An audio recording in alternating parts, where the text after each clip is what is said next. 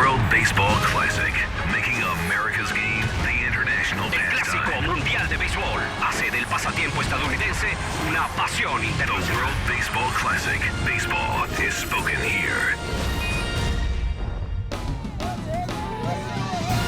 Fans of the Dominican Republic had gathered early this morning outside Petco Park in San Diego, the World Baseball Classic, with the Cuban team arriving also earlier this morning via bus, and the Dominican with its big stars ready to meet Team Cuba in the first ever World Baseball Classic. This is what it's been. But what does it mean? It means baseball without boundaries, around nations or emotions. It means flags before pennants, pride before pay, unity, opportunity on an international stage.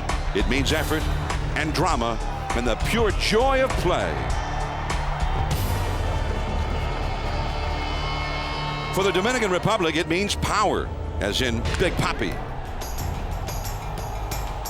Pujols, Beltre. Every big stroke, a statement to the rest of the field. We're the favorites for good reason, meant to be here. For this airtight band of amateurs, we can only guess what this all means. More perhaps than any sporting event in Cuba's complex history. Yulieski Gurriel, Osmani Urrutia, and Michel Enriquez, all larger-than-life figures on the island nation. Cuba has proved that it belongs on the same diamond as the pros.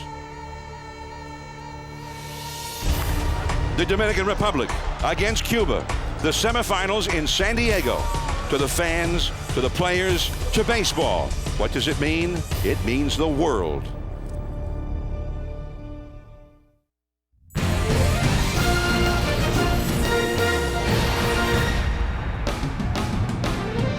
It's the World Baseball Classic. And just moments ago, after the playing of the national anthems of Cuba and the Dominican and the United States, teams from Cuba and the Dominican congratulated and wished each other well. The WBC presented by Taco Bell, the World Baseball Classic. And we are in the Final Four of this first ever World Baseball Tournament. The Final Four featuring in Game 1, Cuba and the Dominican Republic. And then later on tonight, we'll see the teams from Japan and Korea go head-to-head yet again. Hello, everyone. I'm John Miller with Joe Morgan.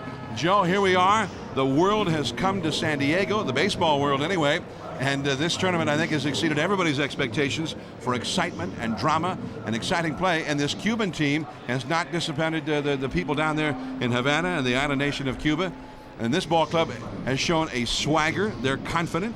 They play hard-nosed baseball, and they play well. They have several guys who would be big league players. And now here they are up against the Dominican, maybe the stiffest test any team from Cuba, any national team, has ever faced here today. Well, John, before I talk about Cuba, I want to say that I've watched most of these games on TV, and it's been very, very exciting. But I tell you what, there's nothing like being here. Just to watch these countries on the field shaking hands before the game, that was special for me. But when you look at the Dominicans, you're looking at 30 big-time stars, not just major league players, big-time stars on their ball club. So Cuba is really the underdog. But guess what? They can win this ball game because they have to do it with good pitching, great defense, and they're just going to have to play a solid ball game. They didn't play well last time. They made some errors, and the Dominican ran over them. I think they can get the job done today. I'm looking forward to this ball game. All right, that was just a few days ago down in San Juan when the Dominican defeated Cuba 7-3. Now, this Dominican ball club is just loaded with great stars like Albert Pujols, National League MVP, David Ortiz of the Red Sox, who was number 2 in the MVP balloting in the American League, Miguel Tejada, a former MVP, and the starting pitcher today, Bartolo Colon, he was the Cy Young winner in the American League last year, and they got a lot more talent than that too. Well, I think the only thing that works in Cuba's favor is the fact that this is a tournament, and they're used to playing in these kind of tournaments, short-term situations. But when you look at Cuba, you also say they've got some good players as well. Yulieski Gurriel, the second baseman, I'm looking forward to seeing him. I'm a little partial to second baseman, as you know, but I'm also looking forward to seeing Yadiel Marti. These two guys, I'm told, could be major leaguers. If they were in the major leagues right now, they could be stars. All right, well, we'll see him up against some of the best major leaguers in the game.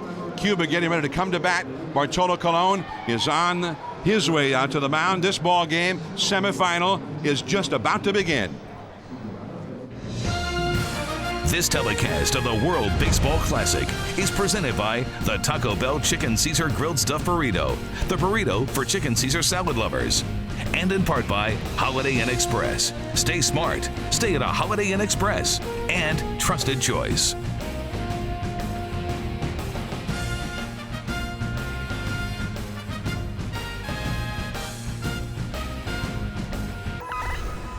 We are at Petco Park in San Diego. It's a sunshiny day right now. We've had rain during the night. The field is a little bit wet, but everything is all set to go. Cuba and the Dominican Republic in this semifinal matchup. And we are very pleased to be joined by both Jose Mota for today's game and also the outstanding baseball writer extraordinaire, Peter Gammons of ESPN. And Peter, down in the field, how big are the stakes in this game? I mean, can we express that? Can we realize how big the stakes are with these two teams? Well, Moises Alou said he went home to the Dominican on Wednesday, and he said then he really grasped just how huge this is. He said people were embracing him, hugging him. He said, honestly, I'm 40 years old. This is the biggest event in the history of my country. And today, the only people working will be the bartenders. And now to Jose Mota. Cuban manager Eugenio Vélez told me moments ago that he will try to create a lot of offense on the bases and perhaps also making Bartolo Colon, the Dominican starter, field his position. Wow, does he know that Bartolo Colon possesses probably the best slide step in the major leagues, and that even though a big guy, Bartolo Colon quickly can get off that mound. John, Joe. Thank you, Jose. Thank you, Peter. And again, we're awaiting the Dominicans' arrival out on the field, and here they come as we look into the Cuban dugout. But there go the Dominican Republic players, an all-star group. Even though they're missing several of their biggest stars, you can imagine what kind of a club that would have been with the likes of Manny Ramirez, Vladimir Guerrero, Aramis Ramirez, Pedro Martinez, all missing for various reasons. Pedro Martinez not here because he was injured. He dearly wanted to be here, but just could not because of injury. Let's take a look now at the batting order for Cuba, presented by MLB 06, the show. It will be Eduardo Perret at shortstop, hitting .365 in the Cuban League. It will be Michel Enriquez hitting .448 third base. Yulieski Gurriel, whom Joe spoke about, at second base, hitting .314 this year. Ariel Borrero at first base, hitting .344. Frederic Cepeda in left field at .307. Osmani Urrutia in right field, hitting .447. Yoandri Garlobo, the designated hitter, hitting .409. Ariel Pestano, the catcher, the veteran, and a real leader on that infield. He is catching, hitting eighth, and Alexi Ramirez to center field, bats ninth, hitting .323. It's a young and very exciting Cuban squad, all up against Bartolo Colon, 21-8 last year for the Los Angeles Angels of Anaheim, and the Cy Young winner in the American League. Well, let's talk about Colon. Colon is a power pitcher, and I think in a way that plays into Cuba's hands. They're a very aggressive group of hitters, and they will go after the first pitch. So we'll have to see if he varies his routine of throwing a lot of fastballs on the first pitch and see how that works out. And let's take a look at the defense. Kind of interesting. Placido Polanco will be the second baseman, and you know that they have Alfonso Soriano on this team. So I was a little surprised myself at how little that Soriano has played in this series. And he has not hit when he has played. In fact, that is one of the reasons he's not in there. And Juan Encarnacion also has been put on the bench for this one with some ineffective hitting. Again, a beautiful day in San Diego, but there are clouds. There's still a chance of some more rain showers. We had a lot of rain late yesterday afternoon and into the evening and night. And it is very cool for San Diego. I mean, temperatures are in the 50s as we are ready to play ball here. Both of these ball clubs playing the last round of this tournament down in San Juan, Puerto Rico. Here is Colon to Perret. He bluffs the bunt, does Perret, takes a fastball in there for a called strike. John, when I talked to Manny Acta today, the manager of the Dominican Republic, he said that the difference last time was Odalis Perez keeping the hitters off balance with his off-speed pitches, whereas Colon throws more fastballs, although he throws a couple of different fastballs, a cutter, a sinker, and a riding fastball. A ball and a strike. Now Perret again shows bunt, takes off the outside. And now the count is 2-1. The third baseman Beltre came rushing in when Perret showed bunt right there. Perret with Villa Clara in the Cuban League, 365 average this year. And that's back to the screen. 2 balls, 2 strikes, no bluff of the bunt there. He was swinging away. Michel Enriquez, the league's leading hitter in Cuba this year, is on deck. And then Yulieski Gurriel, who has impressed everybody. And it's not just about hitting, Johnny. I mean, just the way that he plays the game. He made one of the great defensive plays of this tournament against Puerto Rico the other day, and that is strike 3. Good fastball down and away, and Perret could not make contact. Meanwhile, there is a live look at El Castillito in Havana, Cuba. And the streets are very quiet because everybody is watching this game. They reported the other day that 90% of the televisions in the country were all watching the game. There's indoors at the youth center in El Castillito watching the ball game. And we'll check in with them at various times today as there's an entire nation, not just the baseball fan, everybody down there rooting for Cuba today.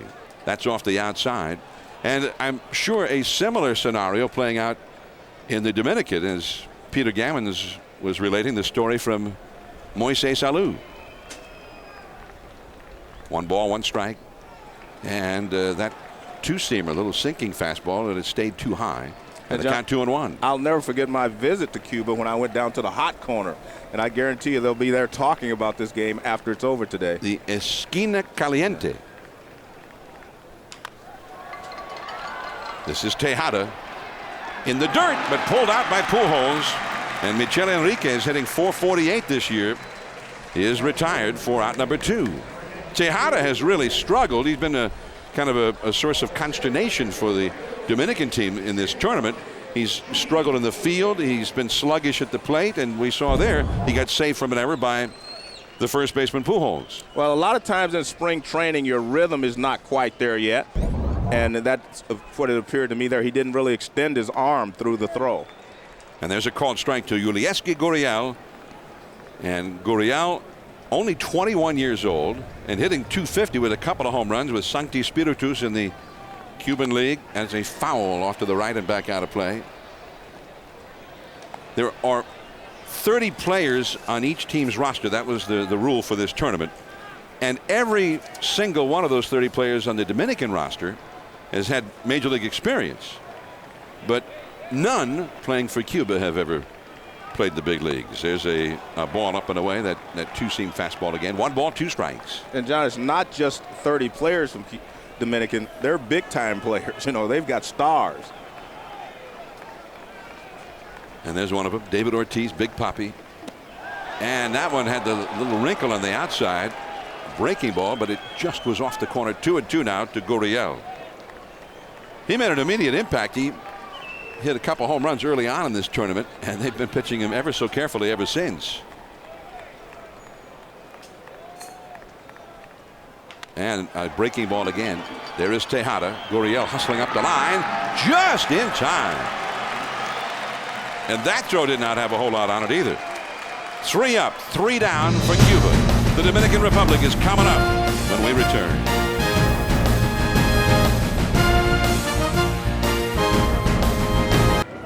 In San Diego, the World Baseball Classic, the semifinals are here. As Albert Pujols will be due up 3rd in the inning for the Dominican Republic. Let's take a look at the batting order for the Dominican, presented by MLB 06 The Show. Placido Polanco, the second baseman. Miguel Tejada, former American League MVP at short. Albert Pujols, National League MVP last year, first base. David Ortiz, Big Papi, had a spectacular year last year, the DH. Adrian Beltre of the Seattle Mariners, third base. He's been the big slugger in this tournament. 4 homers for the Dominican. It'll be Moises Alou, the veteran of the San Francisco Giants, in left field. Willie Mo Pena is going to go in right field in this ball game rather than Encarnacion, the young slugger of the Reds. Alberto Castillo, the veteran catcher, hits 8th. And Willie Taveras of the Houston Astros will bat 9th. And there is Polanco getting ready, or rather there's Tejada on deck with Polanco already at home plate. And we're just about ready to go now. The pitcher for the Dominican, Yadiel Martí, 7-4 this year with Industriales, and Industriales is the big team in Cuba. They're sort of the Yankees of Cuba, the Havana team. Marti with his Cuban teammates' aspirations riding on his strong right arm. And you got that little hesitation, Joe, that little look that we're growing accustomed to seeing from the pitchers from Japan and South Korea. Well, he doesn't have an overpowering fastball. He throws a lot of different speeds, changes speeds, a lot of different breaking pitches. As you can see, he can throw your timing off with the hesitation. Down the third base side, that's a foul ball picked up by Alfredo Griffin, the third base coach for the Dominican Republic, a longtime Major League shortstop. 1 ball, 1 strike to count to Polanco. Yadiel Marti on the mound for Cuba, wearing number 90.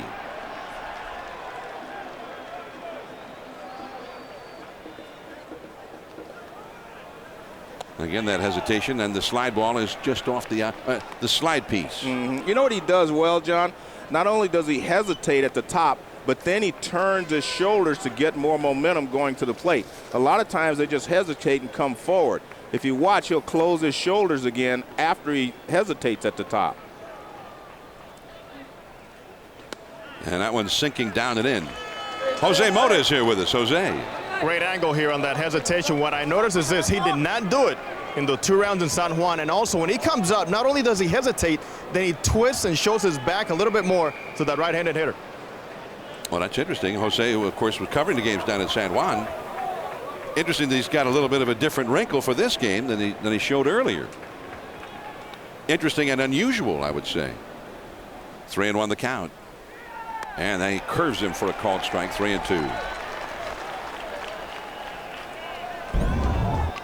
Watch how he turns his front shoulder. He hesitates, now he turns it again. See that? That gets his momentum, gives him a little more power going to the plate.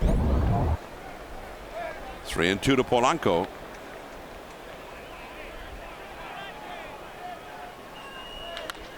And well-placed fastball, a protective swing, and Polanco is thrown out by Gurriel, and there is 1 away. And let's take a look at the defense for Cuba. And the catcher has been the guy that's been stealing the spotlight, Ariel Pestano. I mean, he's kind of a throwback to your Little League days when he talks to the batters when they're in the batter's box. An old swing, batter, swing, batter, swing. Oh, this is what you're looking for?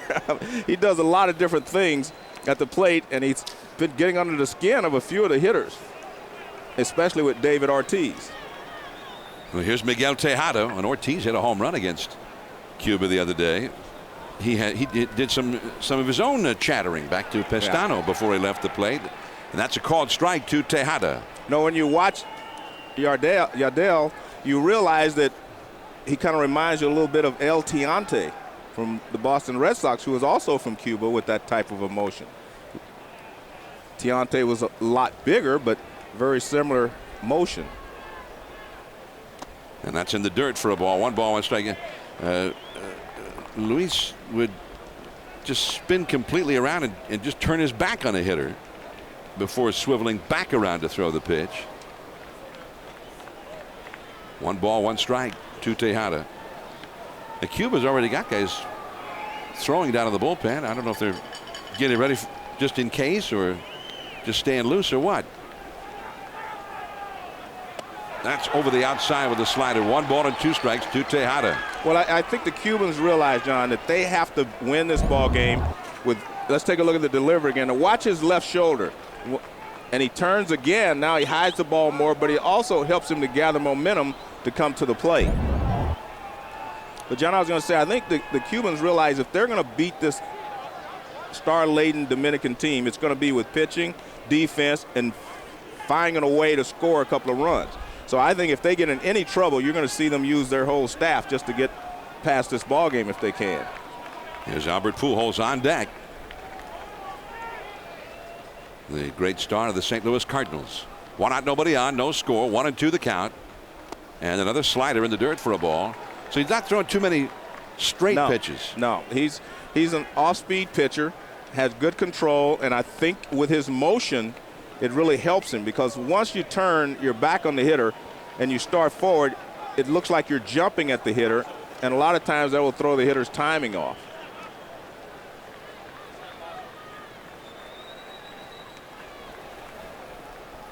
Two and two the count.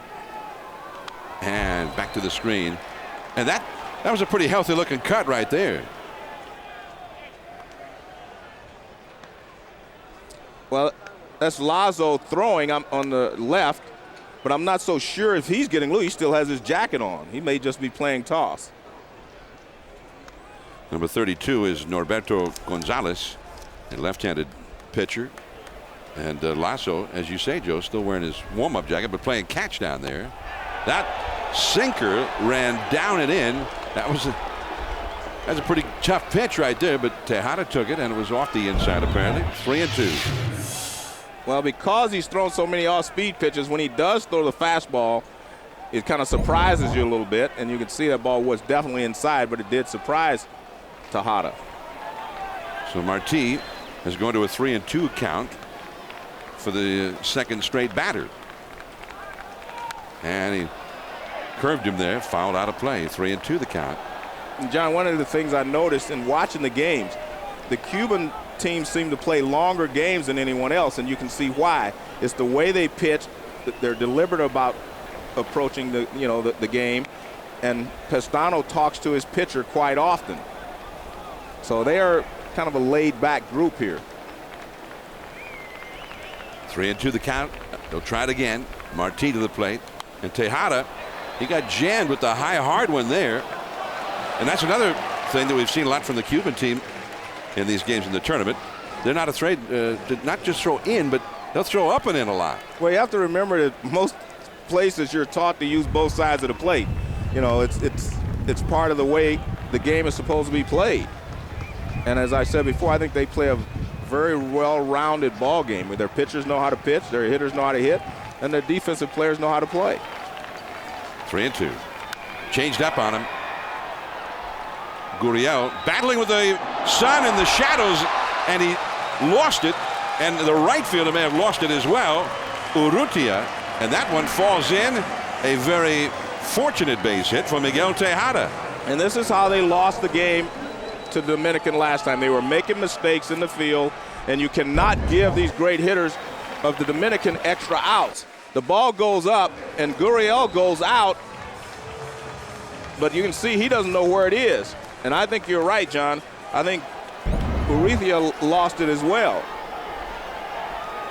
Because he was nowhere to be seen. I think both of them lost it, and actually the sun is coming from that direction, looking, pointing toward right field more than any place else right now. So the Dominican gets a break. Now the sun pops through again as we get clouds passing by and occasionally causing the sun to disappear. Here is Albert Pujols. And Albert has not been a big hitter so far in this tournament. 1 homer, 3 batted in, a .278 average. Big and strong. And that's a high fastball on the inside, or missing apparently, off the inside maybe. 1 ball and no strikes. Pujols, who had 41 homers last year, with David Ortiz, who had 47 homers, on deck. You get Tejada, Pujols, Ortiz, Beltre, Alou, and even the young Willie Mo Pena. That's a lot of power. When you get into the Dominicans' power, it's you don't get out of it for a long time. What was interesting, John, is at the beginning, Manny Acta thought that, hey, I'm going to have all these stars. All I got to do is come out, sit on the bench, and clap and make out the lineup card. He said the first few games he's had to really manage, had to mix and match, etc. He said Albert Pujols told him, okay, we've got you. You got us to this point. You can sit back and relax. We'll take you the rest of the way. So we'll see how that works out. It looked like that when the tournament first started. They played the first game against Team Venezuela in Orlando. And Ortiz hit a couple of home runs, and they were slugging.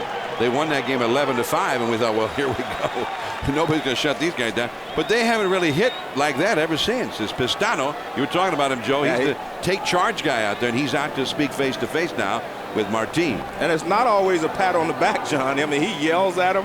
He will motion out to him. I mean, he'll, hit himself in the head like think out there. He does a lot of different things that, you know, might even get on some of his pitchers' nerves every once in a while. But, I mean, he is definitely the leader out there, and he takes charge. 3-0 the count to Albert Pujols. Well, I'm guessing he'd be swinging away here, Joe. I don't think so. I know you're. I think they're going to wait and just. Well, let's take a look. Well, we won't know anyway, but I don't think he was swinging. The reason I say that is watching Albert Pujols over the years, he does not swing 3-0 very often. So with the walk, 2 men on, and here comes David Ortiz to the plate.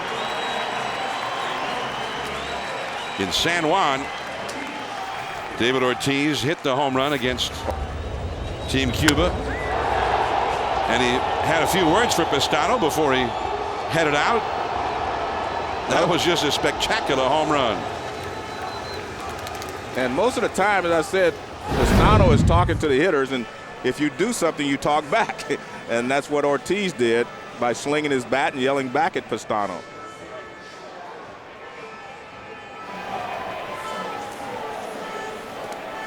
And again, you see Lazo is now throwing. He took his jacket off.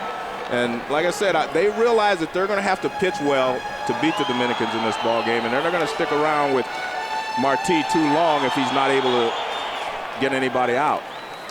Jose Elosagui, the pitching coach for the Cuban team, has had a visit with Marti, who has thrown a lot of pitches already in this one. 2 men on, 1 man out. And this next pitch will be the 20th of the game, thrown by Yadiel Marti, as Lasso is now, as Joe mentioned, warming up in the bullpen, taking that jacket off. And he changed up too low. 1 ball and no strikes. And we look at Ortiz's numbers, and obviously they're not overpowering. They don't look like his normal number. But he's also walked 8 times. They've pitched him very carefully in this classic. He's been given the Barry Bonds treatment. Yeah, exactly. That's exactly what has happened. He's been the guy that most teams have been afraid of. I mean, he brought it on himself. Hit those 2 homers in that first game, and nobody's pitched to him ever since. 1 ball, no strikes, 2 men on, no score in the game. Another changeup, and got the call on that one. Bob Davidson, who's been in the center of controversy this week in the tournament, behind the plate, and David Ortiz is not too happy about that one. 1 ball, 1 strike to count.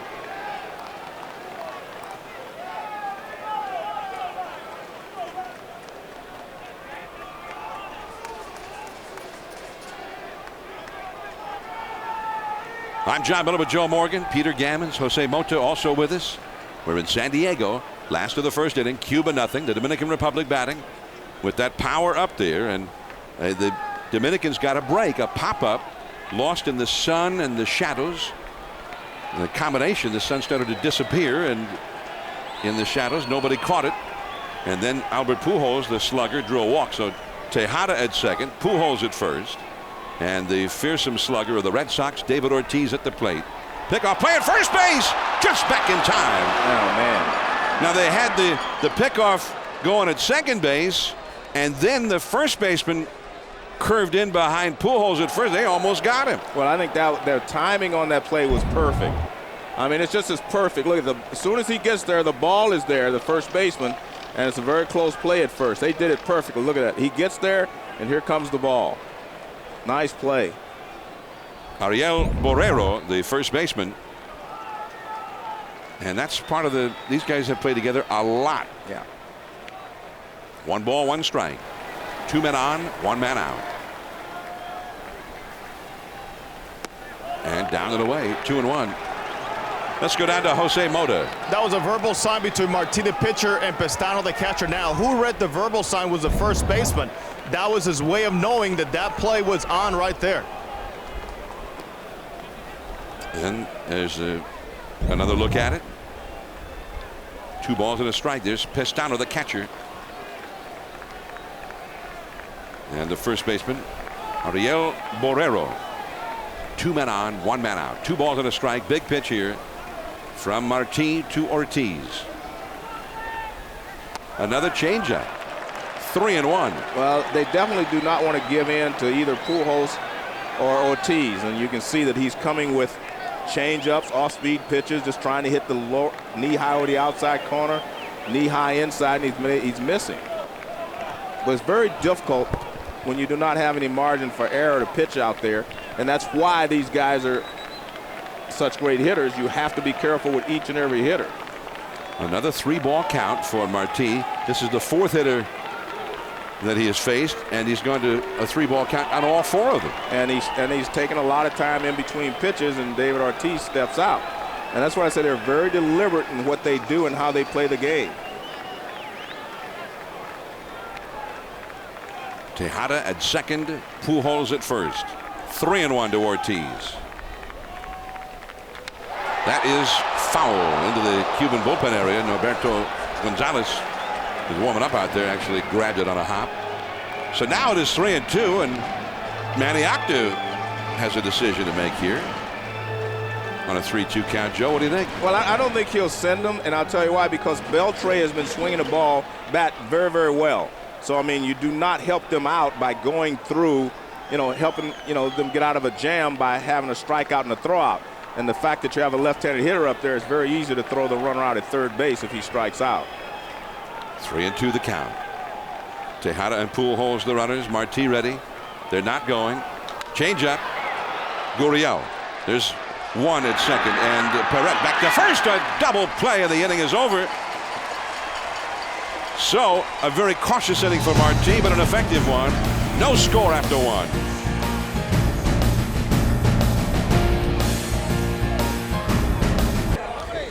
Well, Cuba got out of a jam there in the first inning. 2 men on, 1 man out. David Ortiz up, but they survived it.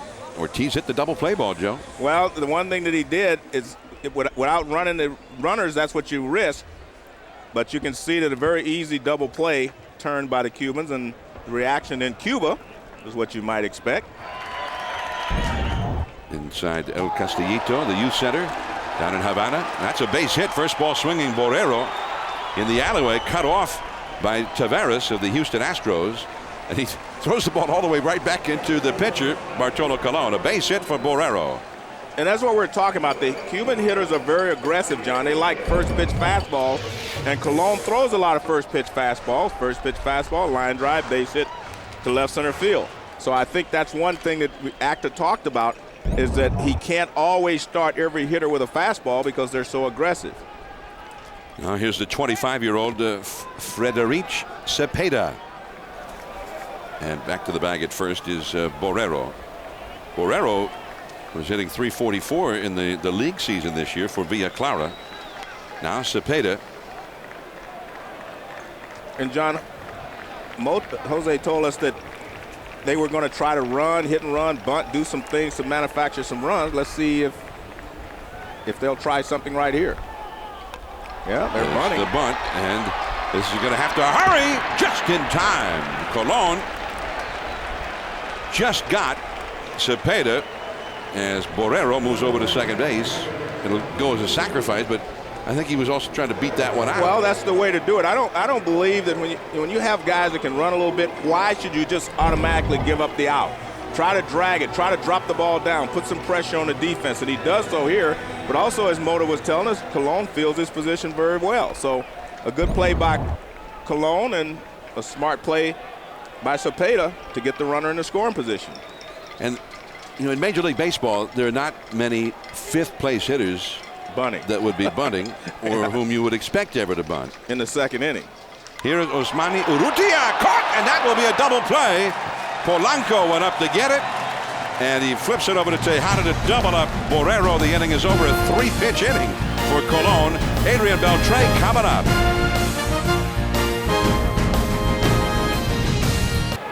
The World Baseball Classic from San Diego. And the Dominican Republic comes up last of the second against Yadiel Marti. And that is a curveball in there for a called strike to Adrian Beltre, followed by Moises Alou and Willie Mo Pena. No score in the game.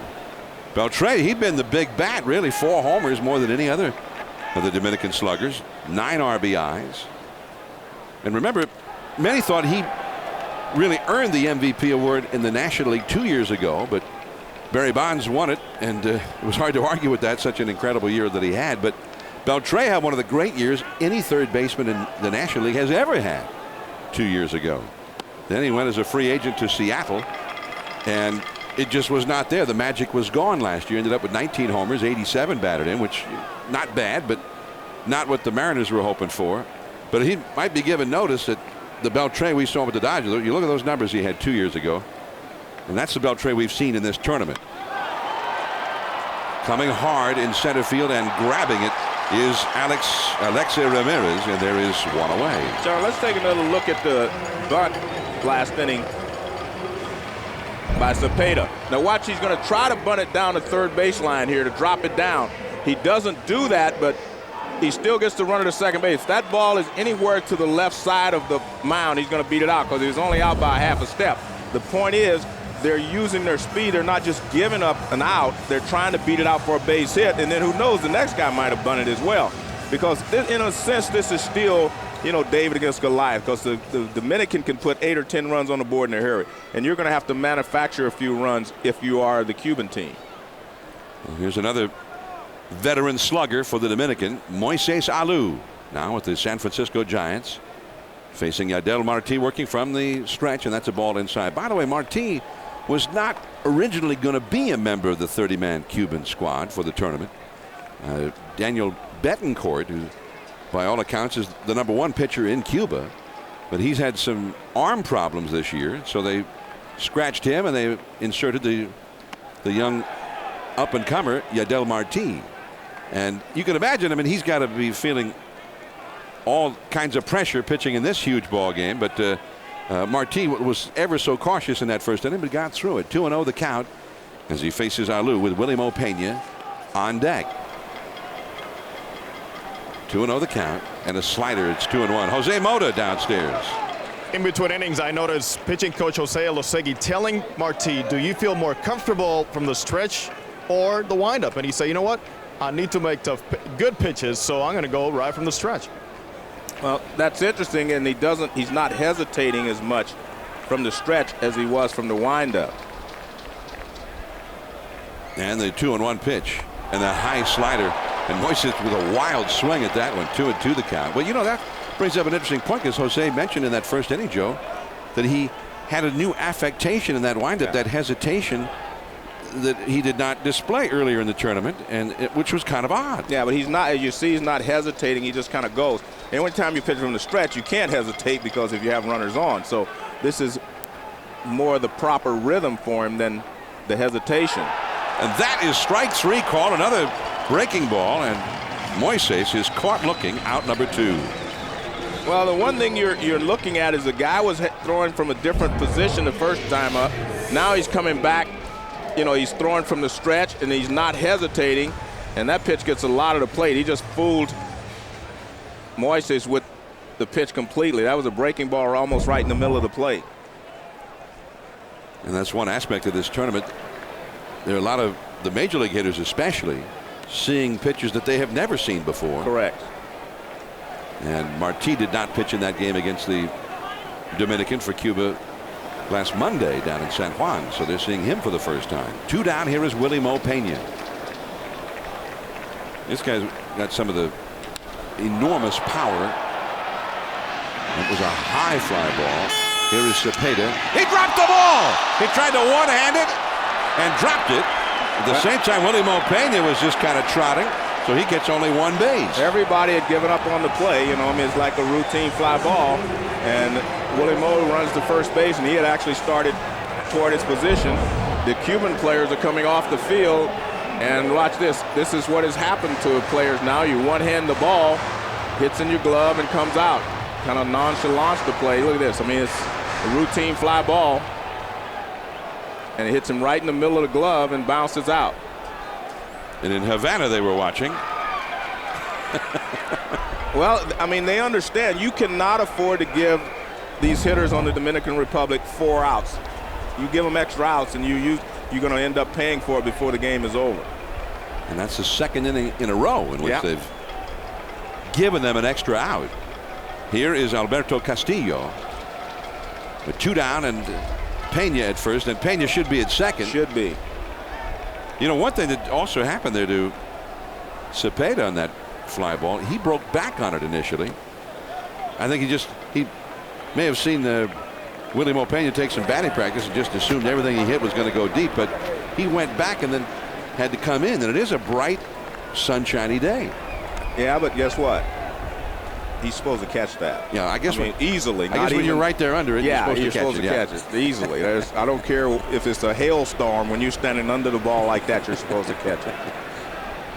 1 ball and no strikes. The count to Castillo. You know, it's interesting. The Dominican has all of these great major league players, some of the top players in the world, and yet Alberto Castillo has been their regular catcher for this tournament, and he's a guy who's been a journeyman in the big leagues. He's been up and down between the majors and minors many times for many, many years. And he had a theory as to why that is, why they don't have any real all-star caliber type catchers. And he says he thinks it's because of guys like Manny Ramirez, David Ortiz, and those great sluggers that they've had. The young kids who play baseball, like them. They want to be those guys. Yeah. He says when he retires, he wants to open an academy for catchers. He wants to teach young Dominican ball players how to be catchers, because he thinks they have a chance to have some great catchers.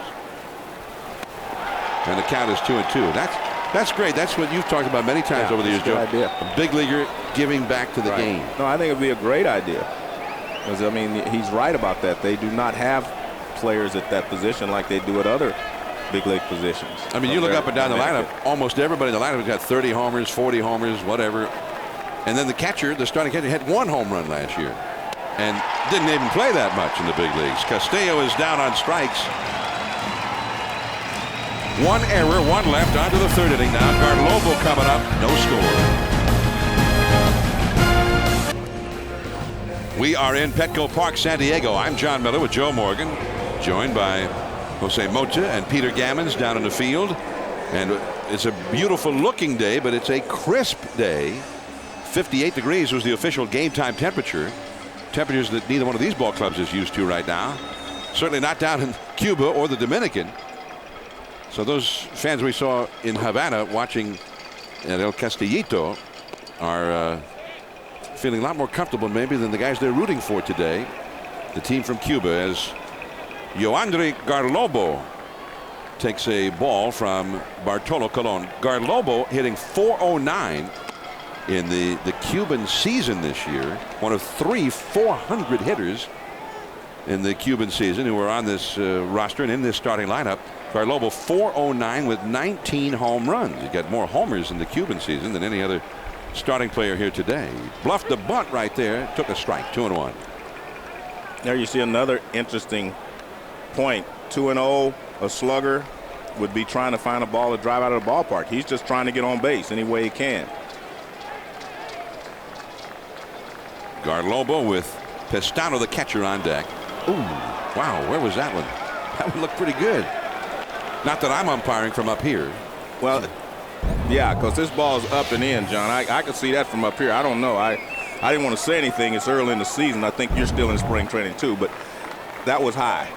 I don't feel that K-zone is 100% accurate. That's a called strike. Now Garlobo. I mean, Garlobo thought that pitch. No, he was. You know what he did? I mean, I don't understand it. I mean, he's a slugger. He gets a 3-1 fastball, but he was breaking before even the pitch came. He was starting at first base. He was just going to assume it's going to be a ball. He's just anxious to get on base somehow. Any kind of way, any way he can. He is leading off the inning. Yeah, but he is a slugger. I mean, 3-1. Well, he's gotten himself aboard. That's a base hit off the end of the bat into right center field. Willie Mopena juggles it. Garlobo hustling around first, but he'll hold on there. Hit number 2 for Cuba. Later on tonight, Cuba and the Dominican will be interested, or whichever one of them wins here, because Korea and Japan will play once again. And that was the reaction of Ichiro and the planting of the flag by Jae-So, the Korean pitcher, after they beat Japan for the 2nd time in this tournament Wednesday night in Anaheim. A 2-1 win. And we'll see them later on tonight. Peter Gammons is standing by downstairs, and Peter has got a news story, and it's not a good one for the Korean team, as Pestano is at the plate, and back to first is Garlobo. John, I think the Koreans thought they had planted Japan out of the Classic when they did that. They didn't know they're going to have to meet him again tonight. Well, you know, I think they thought so. Yeah. And according to Sadaharu Oh, the great manager of the team from Japan, he thought so too. Yeah, so maybe they did that a little prematurely. That's a foul into the batter's box area. Let's go down to Peter Gammons. Well, John, Korean pitcher Myung-Won Park, who's not really significant, only pitched in one game in the series, tested positive and has been disqualified from the series. What's significant here is that these are the World Anti-Drug Agency tests, blood tests, that have been used in this tournament. One player, the entire tournament, tested positive. If you talk to players around baseball, they'll tell you the Major League Baseball drug tests are far more closely supervised this spring. One player told me a guy showed up at his door during the winter, ordered him to step back, pull down his pants, produce a specimen, as baseball is trying to move forward from a fairly ugly period of its history. Well, that's an interesting report, and prompted by the revelation. Actually, it occurred late last night, I guess. The announcement made that the Korean pitcher, and again, he only pitched in one game, and that was the first game of the tournament 15 days ago in Tokyo. But and he'll be banned from international competition now for the next 2 years. Pestano off the end of the bat. Alou in shallow left. And Pestano is retired with Garlobo going back to first. One out in the third inning. No score in the game. See, John, that's the way you're supposed to catch it, if you get under it. So get under it and then make the squeeze catch. it. Yeah. Yeah. I mean, it just always looks bad, and you see it in the major leagues as well. Yeah. When a guy one has it, and occasionally they drop it. I mean, it's just the worst thing possible. Well, it looks like they weren't even trying. Right. I think that, you know, when you're a young player, I think you should catch the ball with two hands. I mean, major league players are accomplished players. They know what they're doing. They can do that. But most young people should catch the ball with two hands. That what is not just using the other hand, but it keeps your focus trained directly on the ball, and you watch it right into your glove. Yeah. Here's the play we're talking about. I guarantee you, I didn't watch it that closely before, but I guarantee he takes his eyes off the ball. Now watch, he's watching. And right there, you see his eyes drop down, and the ball comes out.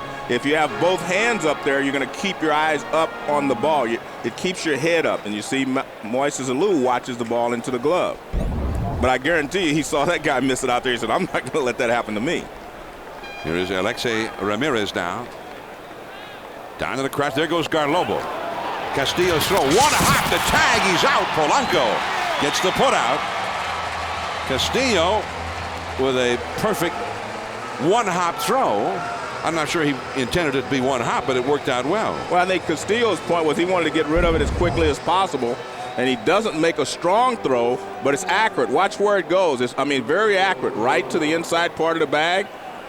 And Polanco stands there, catches it. See, I mean, this is a very accurate throw. It wasn't a strong throw, but it was accurate. Chris Guccione, the second base umpire, made the call.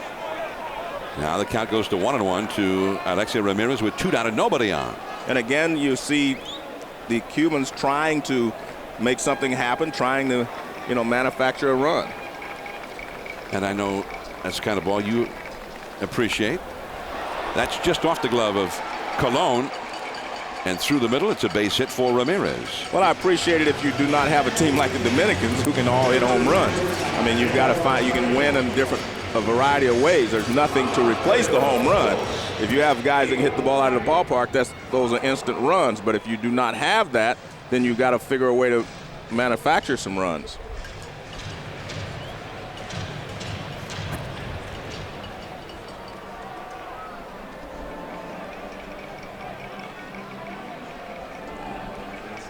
Bill Castro, former big league pitcher, and now the pitching coach for the Dominican Republic, out to the mound, dispatched by manager Manny Acta. Now there's a lot of pressure on guys like Manny Acta, and down in Venezuela, Luis Sojo managed that ball club with the hopes of an entire nation resting on their shoulders. I'm John Miller with Joe Morgan. It's the World Baseball Classic. Peter Gammons is here with us. Jose Mota. We're at the beautiful Petco Park on a cool, crisp day here in March for the World Baseball Classic, the semifinals, Cuba and the Dominican. Later on tonight at 7 Pacific, 10 Eastern. The Japan team will take on Korea in the other semifinal game. In foul ground, Pujols calls off Castillo. And 1 pitch after the visit by Bill Castro, Eduardo Perret, the leadoff man, is retired. Castillo, who earlier threw out Garlobo. Tejada coming up third when we return. Now the Dominican comes up. No score in the game. Last of the 3rd inning. And for the team from the Dominican, on deck there is Placido Polanco, the leadoff man. But at the plate is Willie Taveras from his rookie season with the Houston Astros last year. Got himself into or helped get the Astros into a World Series. And with all of the sluggers that they had, Manny Acta thought maybe we ought to put our best defensive player out there in center field. And so Willie Taveras got the call. He's not a power hitter, has not done much hitting of any sort in this tournament. 2 for 19 facing Del Marti. Drops a bunt. He's got great speed. Pestano. Here's the throw. Safe! A bunt for a hit by the speedy Taveras. And it was an excellent play by both the hitter and Pestano, the catcher. I mean, this is almost a perfect bunt down the third baseline. It hits and it just kind of dies there. But Pestano got out there very quickly and made a strong, accurate throw. Now watch, this is a perfect bunt. Look at that. It's in the air for a little while. Pestano picks it up and fires a strike to first base and makes it close. But with Taveras' speed, you really do not have a chance. See, no chance for the pitcher or the third baseman. The only one can make the play is the catcher, and he does it perfectly, but just not in time. Yeah. I mean, a great play by Pestano. Excellent. Now Taveras, he's the one Dominican hitter that when he's on there, you expect him to try and steal. He just hadn't been on very much in this tournament. And you got a perfect guy up there for him to get a pitch or two to steal on or hit and run. Polanco can really handle the bat. He's a perfect number 2 hitter, actually. He's hitting leadoff here, but he's perfect to be hitting behind the guy that can steal bases. This is Polanco. And back to the bag is Taveras. The Dominican Republic has another outstanding base stealer on their roster, but he's kind of stuck behind the veteran Miguel Tejada for the tournament, and that is the outstanding young Mets shortstop, Jose Reyes. He was one of the best base stealers in the majors last year, one of the most prolific. Now, if you're thinking about sacrifice bunt, the Dominican has not had a single sacrifice bunt in the tournament, but they're looking maybe to change that right here. Well, you know what? I don't even know if that was a sacrifice, John. I know he squared around, but a lot of times, if you want to give a guy a chance to steal a base, you square around because that holds the catcher back. He can't come forward and get the ball and throw the base stealer out. It makes him hesitate a little longer. He can't come from behind the plate as quickly. So, you know, even if he squares around, he may pull the bat away if Taveras gets a good jump at first base and tries to steal. There's Taveras over at first base. And back to the bag. Taveras had 34 steals in his rookie season with the Houston Astros. By the way, the Cuban bullpen, I mean, they've been throwing since about the 5th pitch of the game, and they're throwing again. Norberto Gonzalez, the left-hander, and Pedro Luis Lasso, the veteran right-hander, warming up out there. Another throw to first, and again Taveras is back to the bag. And Lasso again has his jacket on. He's just playing catch, and all of a sudden he'll take it off and throw, but Miguel Tejada on deck. After Polanco, that's when you get into the Dominican Republic's formidable power. He's not showing bunt this time. It takes a ball. Now it's 2-0. Jose Mota is down in the field. Jose? As you talk about Cuba's bullpen, not unusual at all to see a couple of guys getting loose. Not only getting loose, we saw Lazo in Puerto Rico actually warm up for 3 consecutive innings and then shut it down. Wow. And again, when you're talking about tournament play versus, say, a major league season where you're playing every single day, a lot of things are different, and Cuba has more experience in this kind of play than any other team, any of the other players in this tournament. And a lot of their pitchers especially are interchangeable. Some can start, some can relieve, and some can close, and we've seen them use these different pitchers in that manner. They pitched in a lot of different situations. No score in the game. Last of the 3rd inning. Polanco hitting leadoff, playing today rather than Alfonso Soriano, the slugging second baseman. This is a perfect hit and run situation here if you want to try it, but we'll see. I just think you have to go ahead and do something when you have a guy like Taveras. Go ahead and do something with him. If you want to hit and run, this is a perfect spot to do it in. Well, Polanco has not struck out in this tournament in 15 previous plate appearances. 2-1 the count. He's running. And the foul. He got jammed in that one, a pitch that might have been out of the strike zone, and the count is 2-2. Yeah, Tavares didn't look like he had a great jump, so it was more of a hit and run than it was a steal and run and a hit. You know, he's trying to, normally if you're a base stealer, even if it's a hit and run, you try to steal the base anyway in case the guy swings and misses. But that's not what he was doing. No, it looked like that. That was definitely just a planned hit and run play. But now with 2 strikes, he may try to steal the base. 2-2 to Polanco. Tejada on deck. Middle infield double play depth for Cuba. He's not running.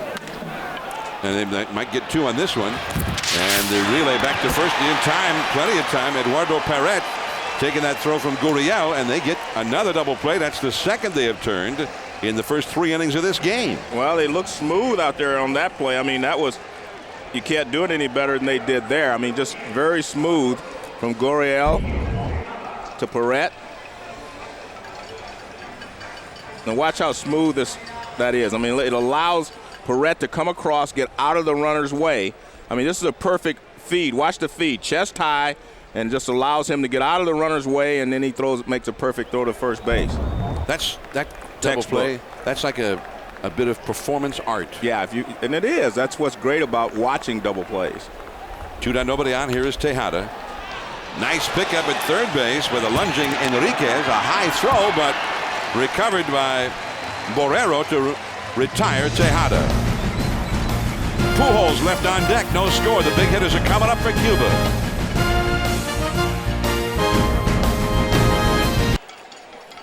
I'm John Miller with Joe Morgan, the World Baseball Classic, and there is no score after 3 innings, and we're very pleased to be joined by the manager of the Dominican Republic national team, Manny Acta. And Manny, muchísimas gracias for joining us. My pleasure. Now, your starter today, Bartolo Colon, he's got almost breezed through these first 3 innings. I mean, he could go 95 pitches today. How long would we anticipate seeing him in this ball game? 80 quality pitches. That's what I'm looking for Bartolo throughout the whole tournament. We haven't been pushing that pitch limit. And we have a couple of starters that are available to go today too, so 80. When you watch your hitters, I mean, against this Marti, I mean, he throws a lot of off-speed pitches. Are they making any adjustments, or what are they going to do here? They are. They know that he's pitching backwards, and they're making the adjustment. Marti is doing a good job of slowing down the game and try to get guys off balance and all that. But they are making adjustment. It's just, it's still baseball. You still got to hit it where they're aimed. All right. Well, and Manny, what about at the end of the game? If you have a lead, 8th, 9th inning, who are your guys at the end of the game today? We have Sanchez, who's done a terrific job for us, and also have Fernando Rodney available for today. So those will be the guys to close the games. All right. And again, Manny, many thanks. We really appreciate you coming on with us. All right. Thank you, guys. And what Manny was talking about, pitching backwards, means when it's a fastball situation, they're throwing breaking balls. When they're behind in the count, they're throwing breaking ball. When they're ahead in the count, which calls for breaking balls, they're throwing fastballs. Adrian Beltre, and he throws out Enriquez. Enriquez hitting .448 in the Cuban season with 12 home runs. But he is 0 for 2 in this one after grounding to short his first time. He grounds out to third this time. And the batter will be Yulieski Gurriel, one of the great young talents in Cuban baseball. And John, when you look at a hitter, you can see certain things in the way his approach at the plate, how his stance, how he sets up. He just looks very solid in his approach, to swinging the bat, in his stance, in his where he holds the bat. A lot of guys hold the bat maybe low and they raise it or drop it. He starts his almost in a perfect position, and he just kind of pushes it away. That way he can hit the high pitch as well as the low pitch. I mean, look at that. That's just pretty much perfect posture there to be able to hit the ball inside and outside part of the plate. I mean, he's got that kind of a Julio Franco thing going with that bat wrapped around back behind his ear. But look at his stance. See, everything looks solid to me right there. Nothing seems off balance or out of kilter. Everything seems to work in sync. Good slider there from Colon over the outside. 1 ball and 2 strikes to Gurriel. Ariel Borrero is on deck. No score, 4th inning. And the slider popped up foul and back out of play. Well, Bartolo Colon, 21-8 last year, and he's had postseason experience. However, when he had a chance to help the Angels eliminate the Yankees in Game 5 of the division series last year, he had to leave that game with a back injury. 1-2 the count. Oh, that was awfully close. It started off the outside and moved back to the plate. I take that back. I take this back. You're not in spring training. You're in midseason form. Look at that. Yeah. Whose idea was it to bring that K-zone here today anyway? That's a ball outside. 3-2 the count. You know, you made a point earlier, John. I think it works both ways. You were talking about the fact that, you know, the Dominican and most of these players haven't seen the pitchers on the other team. Well, it goes in reverse. The Cuban players haven't seen Bartolo Colon in a lot of these pitchers either. So everything kind of evens out. Well, you know, when Bartolo was a younger pitcher with Cleveland, even the guys who saw him all the time, most of the time when he threw the pitch, they didn't see it. Because he was throwing gas, 98, 99, 100 miles an hour. And he was throwing them after 100-plus pitches. He was still up in that range. Yeah. But he's a different kind of a pitcher now. He doesn't have that kind of gas anymore. Still a power pitcher, but he got a lot more in his arsenal than he used to have. 3-2 the count to Gurriel. Strike 3 call. And Gurriel thought he had himself a walk. Well, I was surprised. It looked like maybe it's a two-seamer that runs back inside. So he's set up outside. Now watch where the pitch is. It runs back right over the outside corner. Beautiful pitch there by Bartolo Colon. See, that's why we have K-zone, John. See, it shows you when it's a strike. That was a strike right there. Perfectly thrown strike over the outside corner from Colon. They're calling that one a strike? Are you kidding? 0-1 the count now to Ariel Borrero. Borrero hit a single his first time. That's a little foul off to the right. 0-2 the count. Well, K-zone. I love K-zone. I do too. You know, whenever I see a game that doesn't have K-zone, I'm like, where is it? Yeah. Come on. But you know what problem I have is K-zone keeps me from questioning the pitches. Oh no, I don't believe in that. But I'm at the same time happy to report that K-zone keeps saying how right Bob Davidson has been today. And most of the umpires, most of the time. Yeah. But I mean, I'm talking about Bob Davidson in particular. The Bob right now. Davidson. Okay. Yeah. Because this has been a bad week for Bob. Yeah. It has not been one of his better weeks. Like, you know, Bob would have been better off the other night in Anaheim if they, you know, we didn't have K-zone, but they did have a foul pole, you know, and that really made him look bad. 1-2 the count. And that is strike 3. So Colon with 4 shutout innings. No score. Last of the 4th. Albert Pujols. Then David Ortiz when we return. There is Big Papi of Las Medias Rojas de Boston. And currently the cleanup hitter for the Dominican Republic national team in the World Baseball Classic. And there is Albert Pujols of the St. Louis Cardinals. So 2 of the greatest sluggers in the game today coming up here against Yadiel Martí, the 21-year-old right-hander of Cuba. No score in the game, and a slider was in the dirt. He walked Pujols on 4 pitches back in the first inning, but now we're starting to see Martí's game evolve. He was very tentative, very cautious, and threw a lot of pitches in the first, a little bit better in the second, and in the third inning, an 8-pitch inning. Well, sometimes, John, I think we forget this is not just a baseball game. This is a big, big game for Martí and the rest of the players. I mean, this is not just another game. Very important game for your country. And so I wouldn't be surprised if he wasn't nervous. And when you're nervous, you have a tendency to want to throw off-speed pitches and keep the hitters off balance even more. And he was missing with them. Now you see him, he's mixing his pitches much better now. Although he's back to the middle of that lineup again. We'll see how he goes from here. 2-0 the count. Change up at the knees, and it's 2-1. Now, I tell you what, pitching against this lineup, with Tejada, Pujols, Ortiz, Beltré, Alou, I think, you know, a 10-year big league veteran would be a little bit nervous about facing these guys. Lazo, the right-hander, and Gonzalez, the left-hander. They've been up in every inning of this game, and both with their jackets on right now, but still up. They'll be ready at a moment's notice. And he swung at that one in the dirt, a slider. It's 2-2 now. Well, we talked to Manny Acton. He was talking about the fact that, you know, he thought his guys were going to start to make some adjustments. Well, you see them, they're still not making the adjustment at this point, you know, of him pitching backwards and throwing breaking balls when he's behind in the count.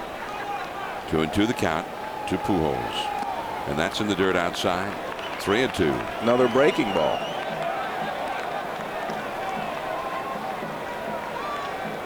Cuba nothing. Dominican Republic nothing. Cuba no runs, 3 hits and 1 error. The Dominican no runs, 2 hits and no errors up till now. The big sluggers are up right now. Pujols, Ortiz, Beltre, the first 3 due up in this inning. And you can see what Actor was also talking about. See how he slows the game down? Marti slows the game down. You know, Pujols was in the batter's box ready to hit, and he's just still standing out there taking his time. 3-2. And he smart pitch. Threw him an off-speed pitch and a pop-up. Gurriel had some trouble on one like that in the first inning, but not this time. 1 away. Peter Gammons is here with us. Let's go down to Peter on the field. Well, John, I was talking to David Ortiz between innings, and he said he and Albert Pujols and several hitters are having a lot of trouble staying back against all the off-speed stuff that Marti's throwing. And the reason for that, they haven't played in 3 days. They played 7 games in 12 days. They can take all the time in the cage they can, as Joe knows, but that doesn't allow you to get your timing. They don't have any rhythm. Well, and that's an excellent point, and one that was echoed by the Team USA. Well, I think it's a good point in that, you know, it's more difficult to get your rhythm when you don't play for 2 or 3 days, especially when you're not playing in a 162-game season. David Ortiz and a fastball over the outside corner. It's 0-1. And what Peter was talking about is the off-speed pitches. And Pujols is a very good off-speed pitch hitter during the season, but you can see he's out in front. And when you get out in front on your front side, you're just swinging with your arms, and that's why he was unable to hit that ball hard. He was off balance. Another fastball. That's away. 1 ball, 1 strike. And the funny thing, John, when you talk about hitting, guys, Pujols is a very good off-speed hitter, right? He can hit anything. So can David Ortiz. But when you're facing a guy that's throwing you a lot of off-speed pitches, you have a tendency to start looking for them, and that changes your approach to hitting. Now with the breaking ball in the dirt, 2 balls and a strike to David Ortiz. Because normally as a hitter, you look for the ball and you go hit it. You know, you look for a fastball and you adjust off the fastball. That's the way you hit it. That's the way good hitters hit. But when you're looking for a breaking ball, you have a tendency to swing it some in the dirt and all the other times get out in front. Oh, change up. 2-2. Man. And again, well, you know, he's behind in the count. He changes speeds. He threw Pujols sliders in that situation. He throws Ortiz, a left-handed hitter, the straight changeup. See, there's a straight changeup, and you can see it looks like a fastball out of his hand, and Ortiz is way out in front. Now watch this. He thinks it's a fastball right about now. No, it isn't. It's too late. 2-2 the count. And that's in the dirt. Another changeup. Now, I mean, he's kind of playing with these guys now. Well, I think what he's trying to do, John, he's throwing just enough strikes to keep from walking them. That's what he's trying to do. When the hitters are a little more patient, he's going to walk them because he doesn't throw you 3 strikes every at bat. They've got the shift down in the infield. 3 infielders to the right side against Ortiz. The third baseman's playing shortstop. Curveball. And there they've got it covered up. That's the shortstop, Parrett, and he throws out David Ortiz from the second base position. Well, when they get everybody on the right side like that, you know, they do this, of course, to Barry Bonds and some of the other hitters, you know, that are pull hitters. I mean, there's not a lot of room in here. You got to hit the ball really hard to get it through there. This ball is just a normal ground ball. It wasn't hit that hard, so he had a chance to run over and run it down. I mean, if he hits the ball hard through there, you're not going to have time to go chase it.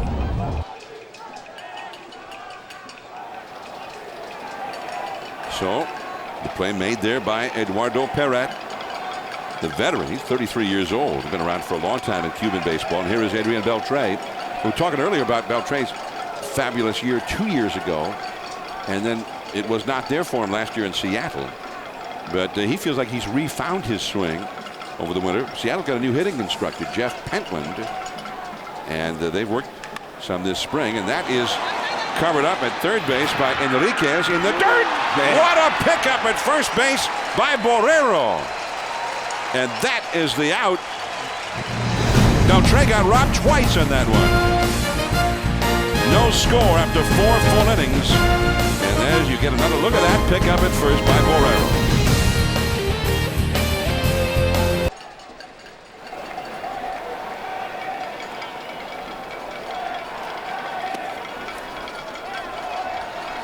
A called strike to the 5th place hitter, Frederic Cepeda. I beg your pardon, called a ball. 1 ball and no strikes to count to Cepeda, who had a sacrifice bunt his first time, but this is a clean single to center field this time for the 25-year-old.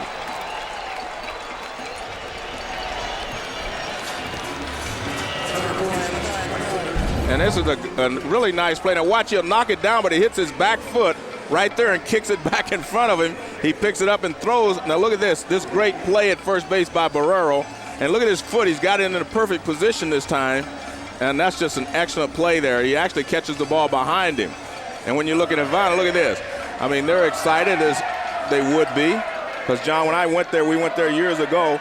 I mean, I'd never been around more excitable fans than I met there in Cuba at the Hot Corner. It was great down there. These guys love baseball. They're great baseball fans in Cuba. Joe stopped and by the Dominican. Joe stopped by the Esquina Caliente, where they talk about and debate passionately baseball, and they knew all about you. And everything about Major League Baseball. They're very knowledgeable fans. So Cepeda is aboard, and now Osmani Urrutia, one of the best hitters in Cuba, a .447 average this year. He 4 times in the last 5 years finished the Cuban League season hitting over 400. He's won 5 straight batting titles, but this year, when they stopped the season to get ready for the tournament, he was number 2 in the league in hitting, .447. His national team teammate Enriquez leading the league. So he's had great success down there. Now the count is 0-1 to Urrutia. Look at his batting average, .431, .408, .421. A couple years ago, .469. Had a bad year, though, in 2004. Only hit .385. I was very disappointing season. Disappointing, yeah. Man. And .447. So far this year, they play, what is about a 90-game season in the Cuban League, the Serie Nacional, they call it. And then about this time, the postseason would be getting started. We were there 7 years ago to cover the Baltimore Orioles game when they played down there against the Cuban team. And the final series, the Cuban version of the World Series, had just started in late March at that time. Did he swing? Yes, he did. First base umpire Tom Hallian on the appeal ruled it a swing. 1 ball and 1 strike. I'm John Miller with Joe Morgan, the toast of Esquina Caliente. Oh, man, it was great. I loved it there. And again, I never met a group of more passionate fans than I did there in Cuba. And when I went to Puerto Rico, it was the same thing. Dominican, all these fans really love the game. The difference is the Dominican people can get a chance to see their players on the Major League stage every day almost. Yeah. 0-2 the count to Osmani Urrutia. And that's off the outside with a fastball. 2-1 the count now with Garlobo, another 400 hitter on deck. Yoandre Garlobo. No score, top of the 5th inning. Now, when the Dominican faced Cuba the other day in San Juan last Monday, they took control of that game. They were ahead 7-0 after 6 innings and eventually won it by a final of 7-3. This could be 2. Polanco to Tejada, Tejada to Pujols, double play. Good job by Colon to get him to reach out and hit the ground ball. That was kind of his sinking fastball, and he had him reaching out, and all he could do is hit the ground ball to second base. There you go. There's cute. Look at 2,215 miles away, John. Not that far. Closer to New York. And there you were back in 1999. Oh. At the Esquina Caliente. And these two guys were arguing about the Yankees.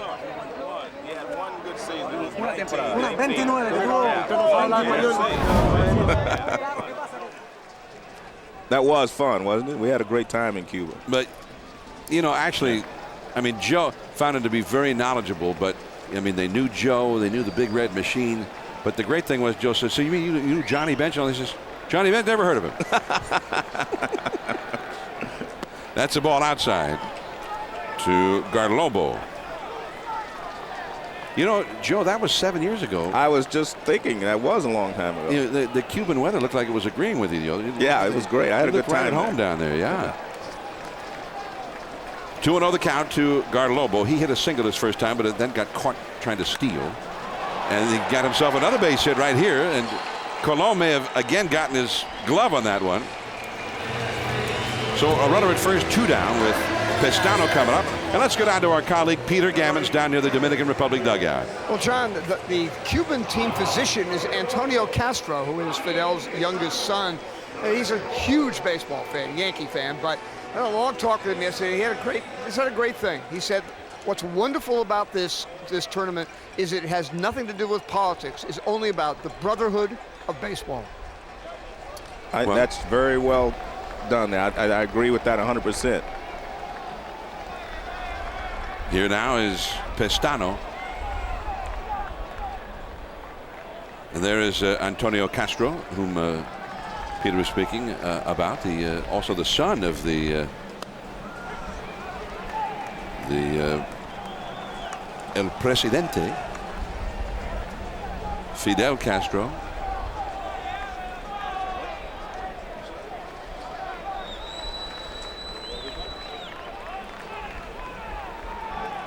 On 1 the count to Pestano.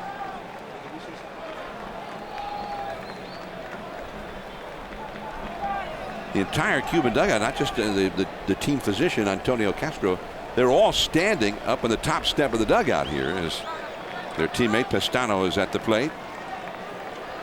Pestano, he's the one guy. We got 400 hitters, guys hitting 365 in the Cuban League season this year. He's not one of those big hitters. He's the guy who takes charge on the field. He runs that pitching staff. He runs that infield. He runs the game for Cuba on the field. And John, that's why you call it a team. You need more than just sluggers. You need more than just defensive players. You have to have a combination of everything. And he is probably just as important to his team as one of the big sluggers because he handles the pitchers and he's the leader from behind the plate. Pestano 0 for 1.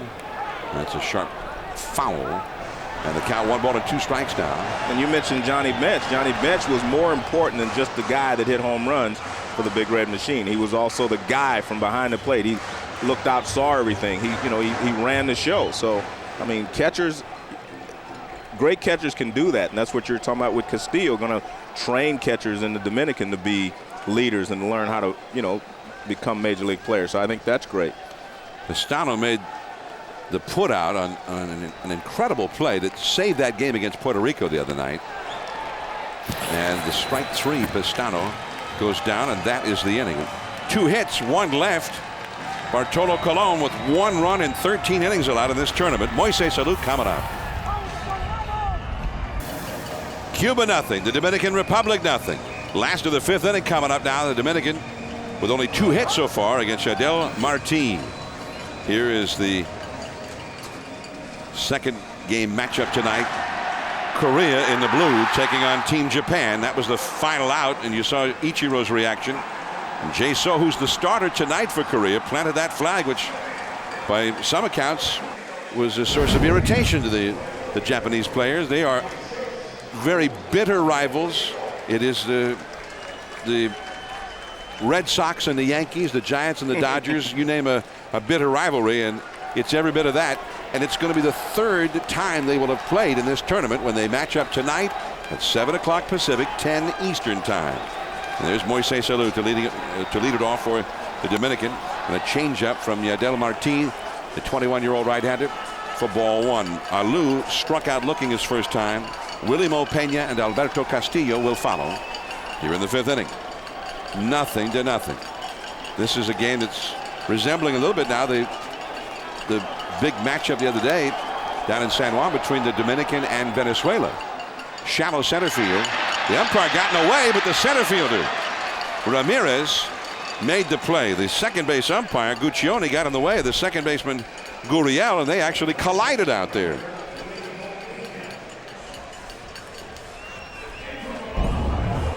Well, his pitch is a changeup in, and the umpire is looking at the center fielder. He is not looking at the second baseman. He doesn't know where the second baseman is, and he does run into him. Watch, he cuts him off right there. He actually bumps him, but good things happen for Cuba because the center fielder was taking charge. And Chris Guccione, who's had some big league experience. He's one of the summer vacation relief umpires. Well, it's up to the umpire to know where the players are as well as the players knowing where the umpire is. Willie Mopena, base hit, cut off in the alleyway there by Ramirez, and it is a single for Willie Mopena, who reached on an error by the left fielder Cepeda his first time. Hit number 3 for the Dominican. Well, one thing you have to do when you're facing a guy that throws a lot of off-speed pitches, you have to make sure you see the ball before you move. Do not start your movement before you see the ball, and that way you will not be out in front of it. But if you start your movement with his arm motion, you're going to be out in front quite often. And I'm expecting the Dominicans to make those adjustments as we go along. And right there you saw Willie Mopena make the adjustment and wait on the off-speed pitch. Well, they've already made the call to the dugout, John, to the bullpen. And so Lasso is coming in. No, he's not coming in. He's there. Yeah. There he is with his jacket on. And so I like that. Marti with a big hug for Lasso. We'll be back.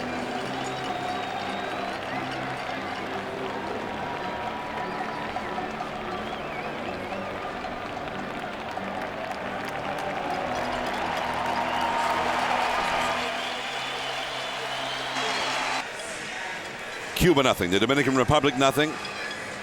In San Diego, and a pitching change for Cuba, and there was Lasso, who came running in to relieve Yadiel Marti, and Marti embraced him. Well, you know what he did there? What it tells me is that Lasso's is saying, hey, you've done a great job to this point. Let me handle it from here.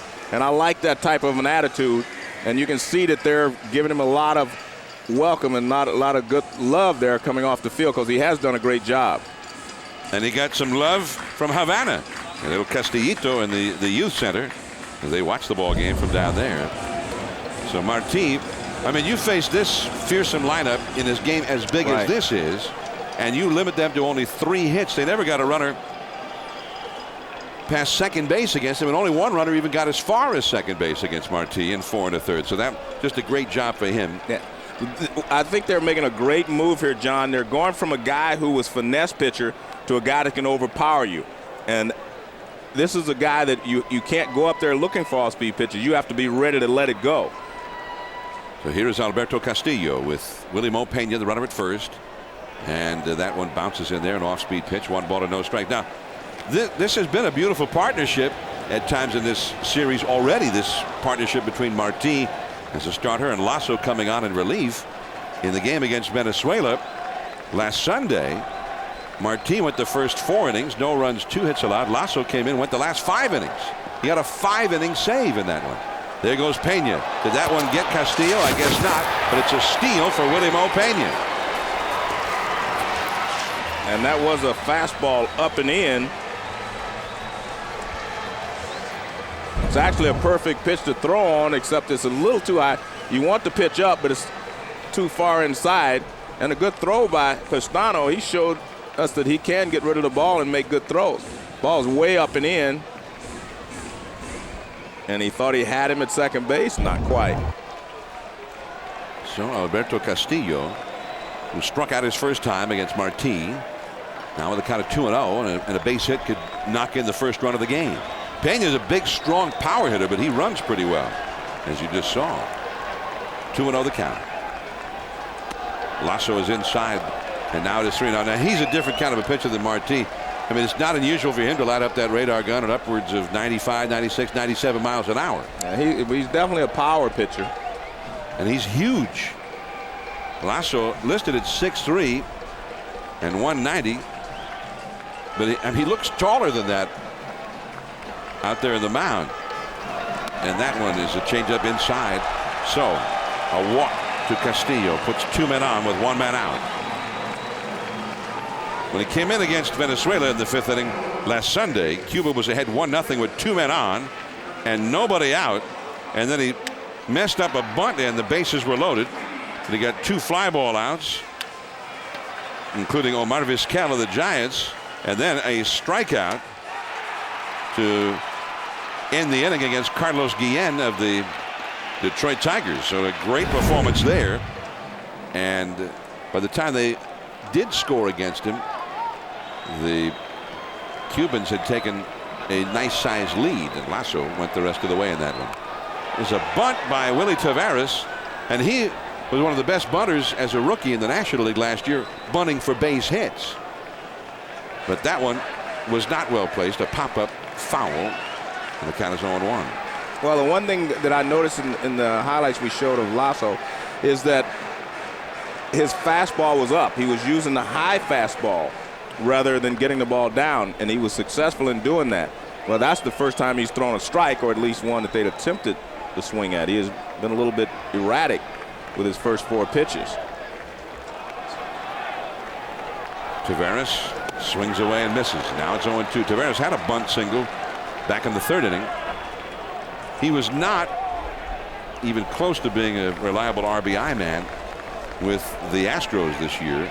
This past season, only 29 RBIs in 592 official at-bats. He has not driven in a single run in the World Baseball Classic. Taveras, 3 hits in 20 at-bats total. 2 men on, 1 man out. And the slider a little bit low and outside for a ball. Well, a lot of people will say if a guy hits close to 300, why doesn't he hit well with runners in scoring position? Well, the difference is they pitch you differently when you have the runner at second base. They use a lot of the plate inside outside, whereas if you're leading off, they don't want to walk you. He lunged at that breaking ball and pops it foul off to the right and back out of play. A slider from Lasso, so it's hanging in there. 1 ball and 2 strikes to Taveras, batting with 1 out in the 5th inning of a scoreless game.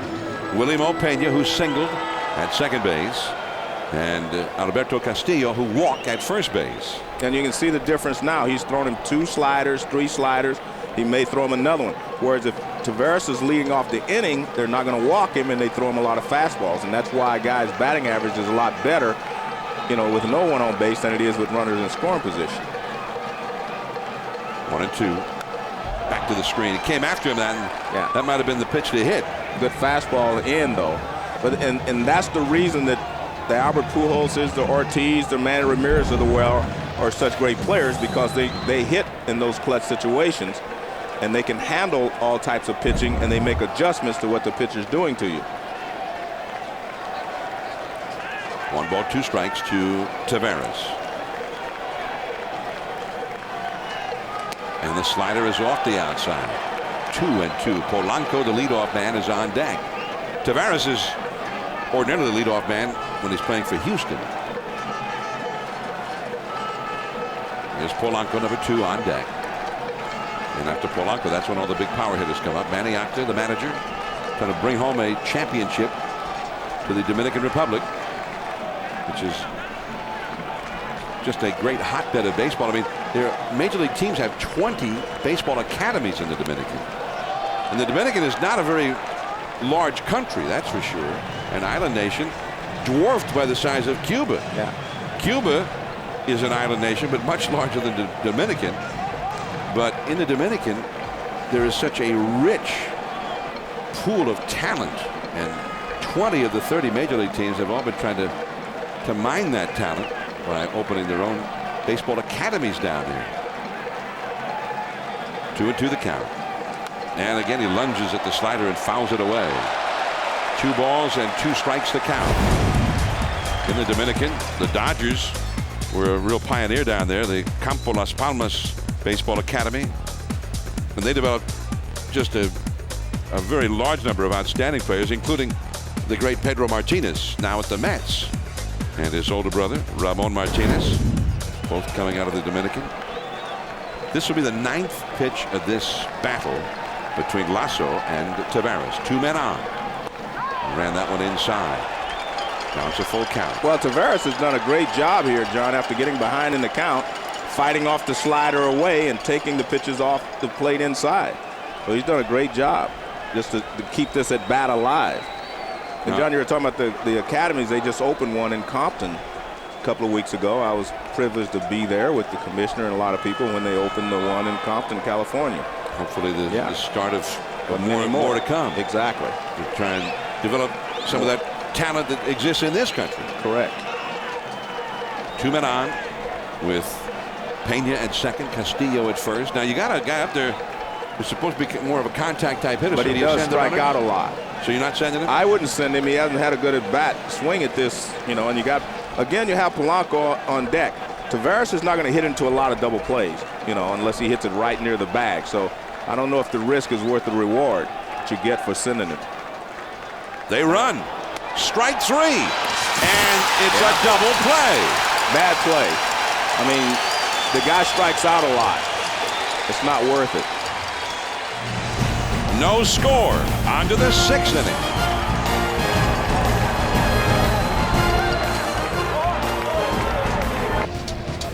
It's the World Baseball Classic. I'm John Miller with Joe Morgan. We're joined by Peter Gammons and Jose Mota down in the field. And we have another game shaping up as a classic. There have been a lot of them in this classic. There's a bunt, and it spins foul off the bat of Alexei Ramirez. No score into the 6th inning here. Another double play turn by Cuba. And John, they've executed 6 double plays in their last 9 innings, but they got a lot of help here. You can see that's an easy strike them out, throw them out there. And you see how they get excited there in Havana. They've squelched another uprising by the Dominican Republic. And remember, to get a lot of double plays, you have to have a lot of runners on base. So they've been getting a lot of runners on base against them, but they're getting out of the jams by completing the double plays.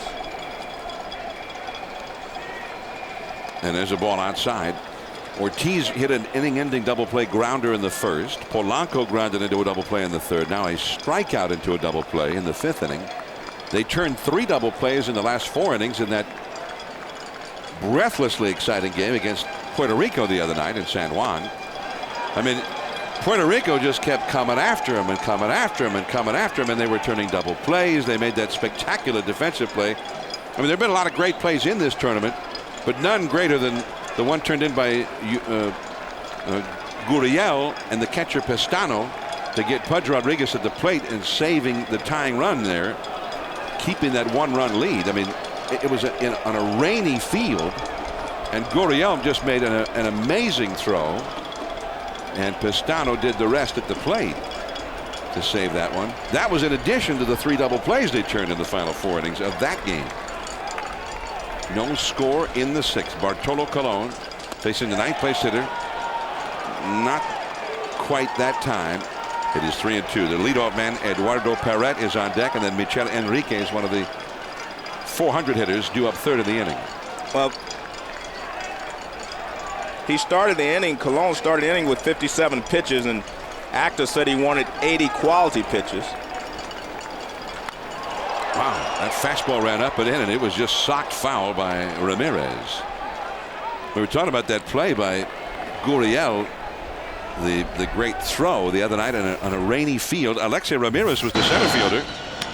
Beltran got the base hit, and on the wet going, he fumbled it. Now watch Gurriel with a wet baseball.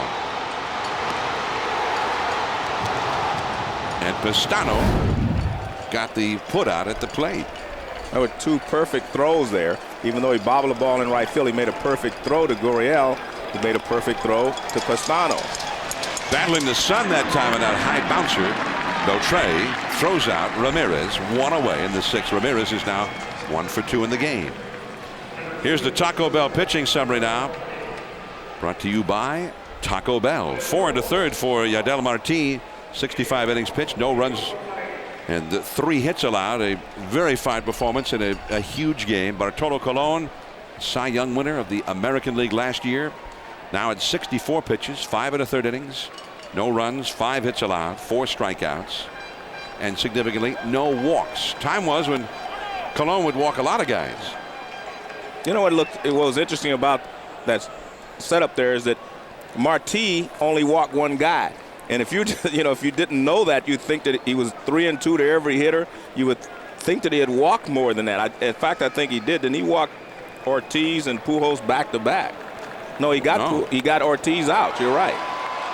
Oh, Now, I thought that ball might have gone foul, but Beltre thought he tried the barehanded pickup, and Perret has himself a bag. We'll see whether they score it as a hit or an error. Well, I think that has to be a base hit. Now, the reason that he grabbed this, John, the ball's not bunted slowly. Now, watch this. This ball is bunted sharply down the line. If he lets that ball go by him and it doesn't hit the bag, I mean, it hits the bag, look at that. It's going to be a easy double down there. So it's not as bad a play as, it might appear. See, that ball's rolling very sharply. If he lets it go and it hits the bag, it's going to be a double instead of a single. See, the ball's rolling very sharply. Going to be a double, not a single if he lets it go. So this way he plays it into a single anyway.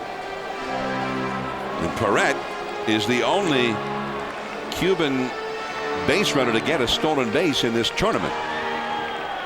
So he has 3 steals, and we'll see if he's looking to steal a bag here.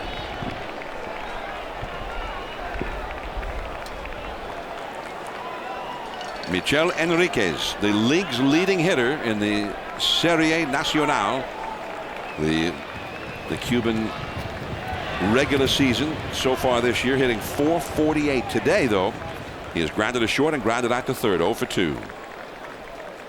Enriquez with Yulieski Gurriel on deck. No score in the 6th inning. The Dominican Republic's bullpen is busy here in the 6th inning. We were told this would be the final inning no matter how many pitches he threw. Here is Solomon Torres, the right-hander, and Odalis Perez, the left-hander, warming up for the Dominican. Enriquez at the plate. 0-0 in the 6th inning. And the Dominican clinched its berth here in the Final Four. They did so beating a very talented Venezuela team. And the final score in that game was 2-1. What a classic that was. Great pitching, great defense. And here they are in another one of those kind of games against Team Cuba. The middle infield double play death. And a pitch out. But Perret was not running. That was, watch that play again, John. That was a pitch out, but he went too quickly. It was like a slide step. You can't steal a base on a slide step. So if you're going to pitch out, you go ahead with your natural rhythm and throw the ball, and then you let the runner go and you throw him out. But if you do a slide step, he can't get a jump. It's basically just a wasted pitch. Colon with a throw to first, and just back in time was Perret, and that was a quick throw there by Colon. He almost got him. Well, Colon has a quick move to first base, plus he has a quick move to the plate when he goes with his slide step. So it's very difficult to steal a base if he's concentrating on keeping you from going. Well, that could slow him down a little bit too, that kind of a move. He's running. Yeah, but he got plenty of time Castillo, to throw him out. and he's out by 10 feet at second base. And again, see Colon delivered the ball to the plate very quickly, and he had no chance. You have to give that to Colon. A lot of times they're talking about you steal a base on the pitcher. Look at this. The catcher's got the ball. He's not even halfway to second base. I mean, he can just flip it down there, and he's got plenty of time to throw him out. So give Colon that caught stealing. Jose Mota's down by the Cuban dugout on the field. Jose? Great example, Bartolo Colon in that slide step. Also, he uses it to throw off the balance of a hitter as a quick pitch pit. In right field, Pena, that is the inning. Gurriel is stranded on deck. 6 shutout innings for Colon. The top of the order coming up for the Dominican. Bartolo Colon, 6 shutout innings for his Dominican Republic team, but he does not have the lead despite that great pitching. It is 0-0. The semifinals, the Final Four of the World Baseball Classic, Cuba and the Dominican tonight. Korea and Japan. Up the middle. Off the glove with a diving Gurriel, and it's a base hit for Polanco. His first hit of the game.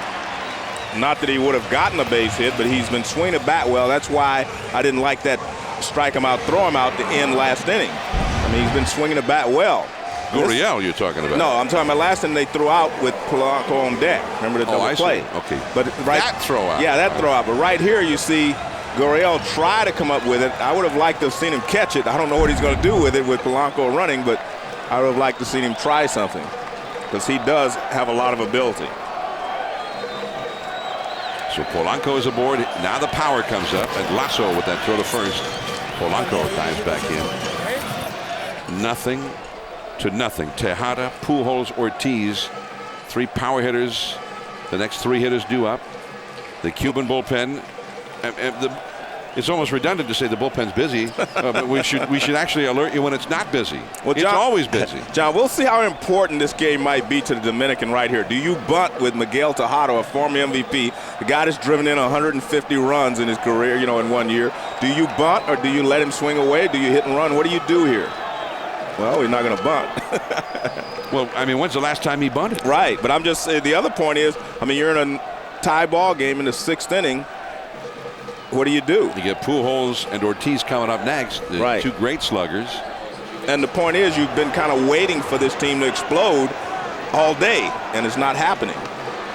Maya, the right-hander, up for the first time, and Norberto Gonzalez, who's been up in every inning since the 1st inning. The left-hander down there. That is foul on the third base side, past Alfredo Griffin.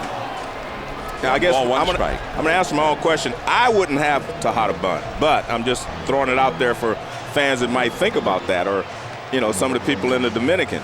See, I'm a big Miguel Tejada fan, so I think that he can get the job done here. He'll figure it out. This is a big at-bat for him, and the guy's a good clutch player, so I would let him hit. But I'm just saying a lot of people might think, what do you do here? Do you bunt? And a lot of people are talking about the difference in these ball clubs fundamentally, that some teams bunt, others do not.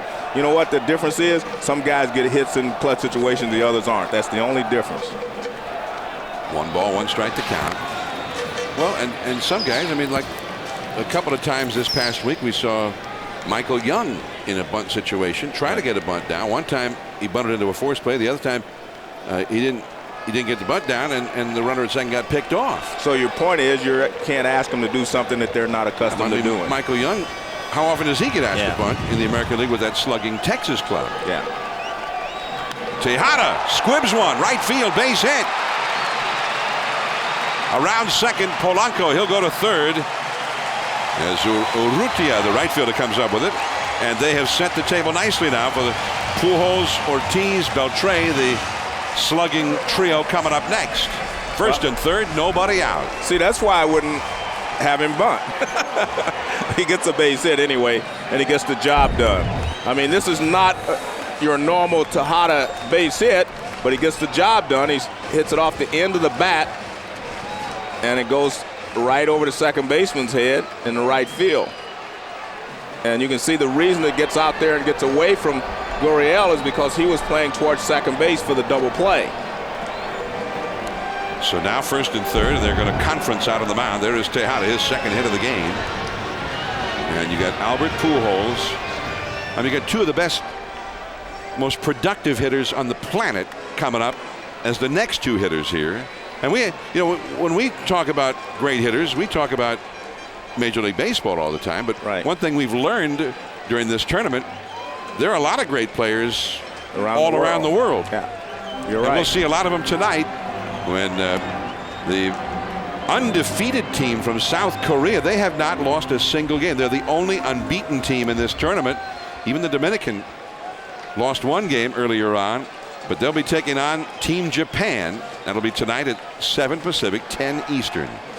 Now, so far today, mostly Del Marti, the starting pitcher, has shut down these big sluggers, Pujols, Ortiz, Beltre, and Alou. They are 0 for 7. And that's a ball outside.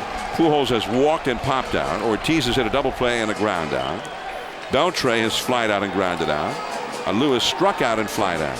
But you're also facing a more typical type pitcher that you face, see? That ball is belted down the left field line into the corner. It is a foul ball. And you see the difference, the aggressiveness right there of Albert Pujols. Now you're facing the guys that you're normally, a pitcher that you're normally used to facing. A guy that might overpower you, but he also has a slider or other pitches. Whereas with Marti, he was trying to keep you off balance with a lot of off-speed pitches. So this works in the Dominican public's favor right now. And the Dominican will give away a run in exchange for a double play. They've got the middle infield back for the double play here. Because this is the part of the lineup where this could become a big inning in a hurry. 1-1. Pujols. Well, he's going to go home from third base. He was pulled in. Polanco on a run down. He's tagged out. Man, things are happening perfectly for the Cubans in the last few innings. I mean, in that they get a double play situation, they make the double play. They get a situation there where they're playing in a perfect position where he could come home as well as go to make the double play. I mean, and the point is, if Pujols hits that ball at shortstop, it's a double play and you score a run. Fastball away, he actually tries to pull it, and you see he does pull it, and a nice throw to the plate by Enriquez, and then he tags him, and they do not allow anyone to move up. That was the point. He tried to stand. He was going to try to stay in the hot box long enough to give Tejada a chance to move over to third base, but he couldn't stay in it long enough. Nice play there in the rundown by Cuba. Man, that'd be a good teaching video right there. Right, they completed it very quickly. Here's David Ortiz in a mighty cut. He didn't get it. It's 0-1. So now Tejada at second. Pujols at first. The middle infielders were set for the double play, but the third baseman was pulled in. And I'm sure those were instructions from the dugout. Right. If you get one, you go after that runner rather than starting a double play. Now a double play gets him out of the inning with no runs scoring. That slider low and inside. The clouds have covered up the sun. No score, sixth inning. Ortiz has hit an inning-ending double play with 2 men on and 1 man out in the first, and he grounded a short with the bases empty in the fourth. The ground ball at shortstop was on the second base side, but they had the shortstop Perret playing over on the second base side. He's right behind second base now.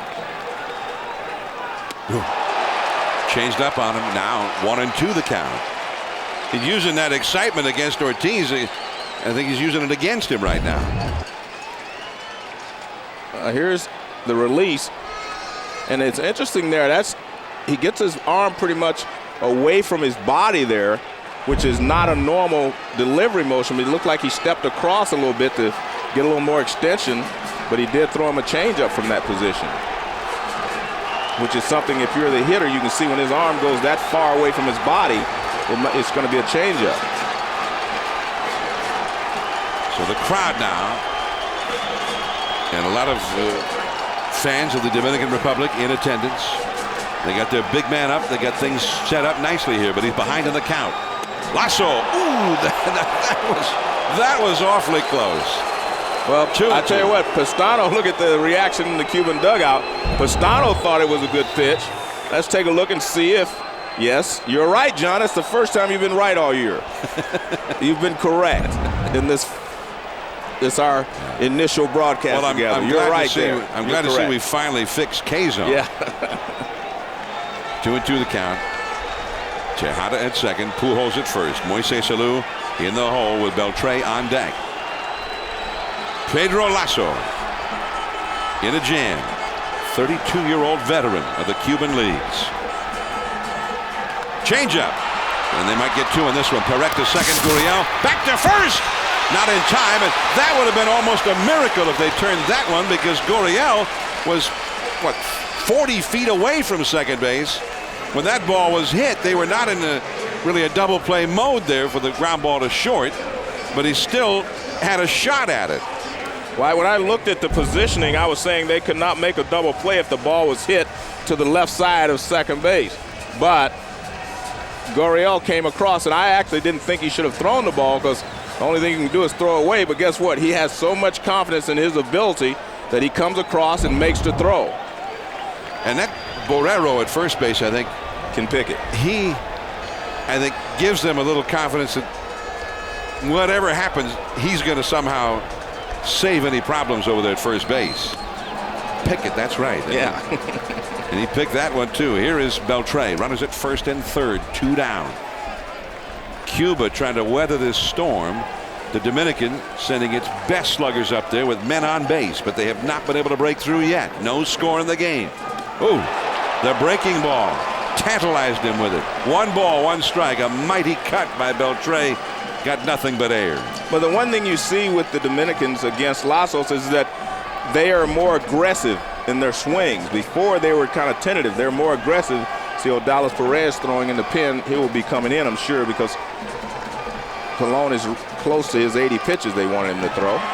That slider popped up foul behind the plate. Pestano goes back, but it is in amongst the spectators, out of play. 1-2 the count. You saw Odalis Perez, as Joe mentioned, warming up in the bullpen, and we'll likely see him. Peter Gammons, sitting down by the Cuban dugout, had some information for us down there in regards to Colon. Now a new ball will go out to Lasso. You see that entire Cuban ball club again up on the top step of the dugout, rooting their teammates on.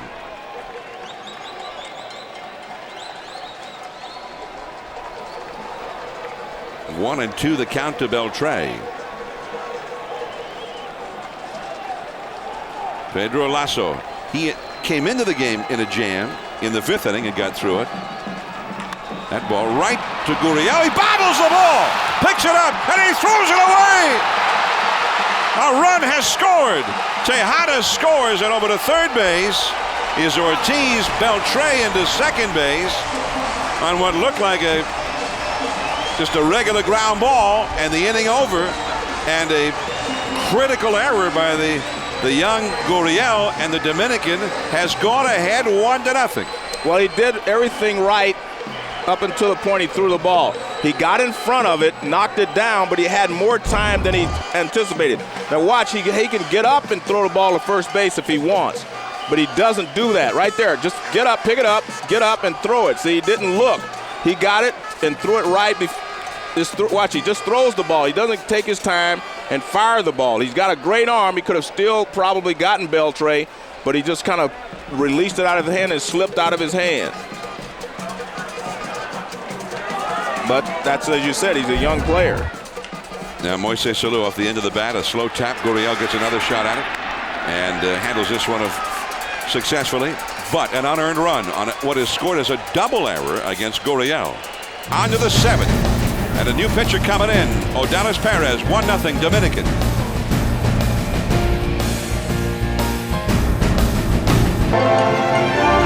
The World Baseball Classic presented by Taco Bell. We're at Petco Park in San Diego. It's the Final Four of the first World Baseball Classic, and we've got in Game 1 Cuba and the Dominican Republic, the two baseball powers from the Caribbean, and it is 1-0, an unearned run there for the Dominican to take the lead in this one against Cuba. And then later tonight, Korea and Japan will face off in the other semifinal game. And one of those teams will face the winner of this game on Monday night. Here is Odalis Perez. And a slider in the dirt from the veteran left-hander to Yulieski Gurriel, who would like to atone for a mistake. A wild throw after booting the ground ball initially. And they charge him with 2 errors on the play. And the Dominican, by virtue of the bobble and the wild throw, have a 1-0 lead. Odalis Perez. Now the Cubans at least have seen Perez. He started against them earlier this week in the other matchup between the clubs. That's right along the third base line. Beltre, nice pickup. Low throw, and Pujols cannot handle it. And Gurriel showing great speed in a twinkling of an eye is at second base. I mean, that he just made up his mind as soon as that ball got away from Pujols that he was going to second base. And Beltre goes down on his knees to get it, and then he comes up and he doesn't make the accurate throw. Remember, he's got to see, he gets up, he has time, but he sidearms it and it sinks. And a nice attempt there by Pujols just to come up with it. But here's Gurriel as he just gets out of there. He's hustling. Boom, he sees the ball, gets away, and quickly he heads for second base. So Gurriel gets credit for a hit, an infield hit, plus a throwing error by Beltre.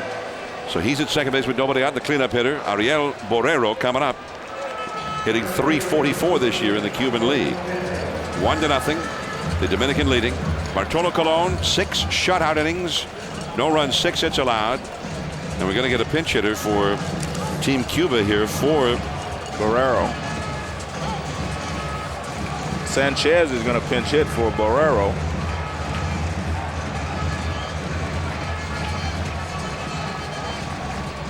Elier Sanchez plays for Sancti Spiritus, and Elier 0 for 2 so far, so he had not played much in this series.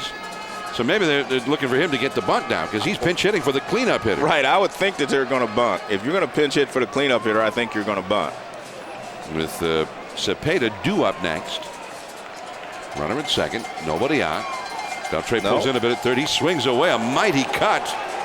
So he did everything but bunt on that one. He tried to launch that one. Well, you're looking first pitch fastball, and it wasn't. It looked like it was a little slider or something from Odalis Perez, and that's why Actor said he was successful last time. He threw a lot of off-speed pitches early in the count against these aggressive hitters. Not bunting here either. But a slow tap, that'll get it done if it stays fair. And it does. An infield hit for Sanchez. Well, he did bunt. It was just a swinging bunt, but he gets the job done. And that's the difference between the other ball that went down to third base. Beltre could let this one go and hope it would roll foul because it's not going to go past the bag and, you know, be an extra base hit. But you can see it clearly even takes a turn back toward the infield and away from foul territory. Well, here is Frederic Cepeda.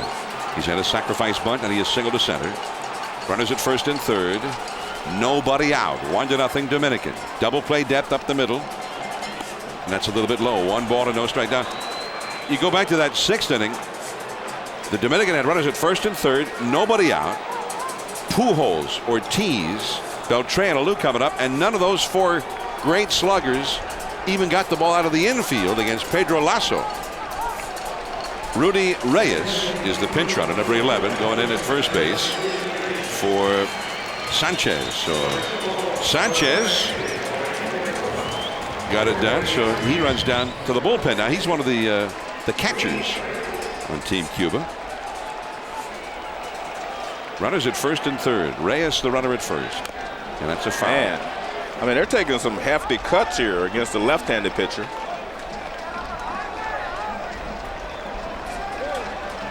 This is the 7th inning. 1-0 Dominican. There's that cut you're talking about, Joe. Yeah, they're not. He's not just trying to put the ball in play right there.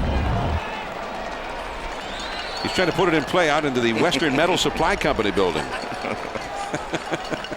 Heads up out there. 1 ball, 1 strike. Now breaking for second is Reyes, and he'll make it easily. The ball hit off the glove of Castillo, and suddenly the Dominicans having a hard time holding on to the ball. Yeah. That may well be a pass ball. I think it has to be. I mean, the ball was up. It was over the plate. It was just up. And it bounces out of Castillo's glove. And now that takes the double play out of order. And what you're trying to do if you were Dominican, just get out of this inning. Hopefully get a ground ball. Even if you let the tying run score, you would be out of the jam, so to speak. Nobody out. Cepeda the hitter. That's a foul. 2 balls, 2 strikes with Urrutia, one of the top hitters in Cuba. On deck, Osmani Urrutia, number 46, hitting .447 this year. Now Perez might be wondering what's going on out here. He got a ground ball to third, an error. And then he got a guy to hit one so poorly that it turned into an infield hit. The ball went about 60 feet. On the fist, he jammed him. Nice fastball there. Fouled out of play. 2-2 to Cepeda. Then a pass ball.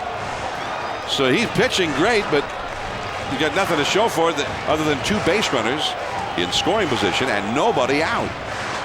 Odalis Perez, who went 4 2/3 innings against Cuba last Monday as a starting pitcher, gave up no runs and 3 hits in that game, which the Dominicans won 7-3 ultimately.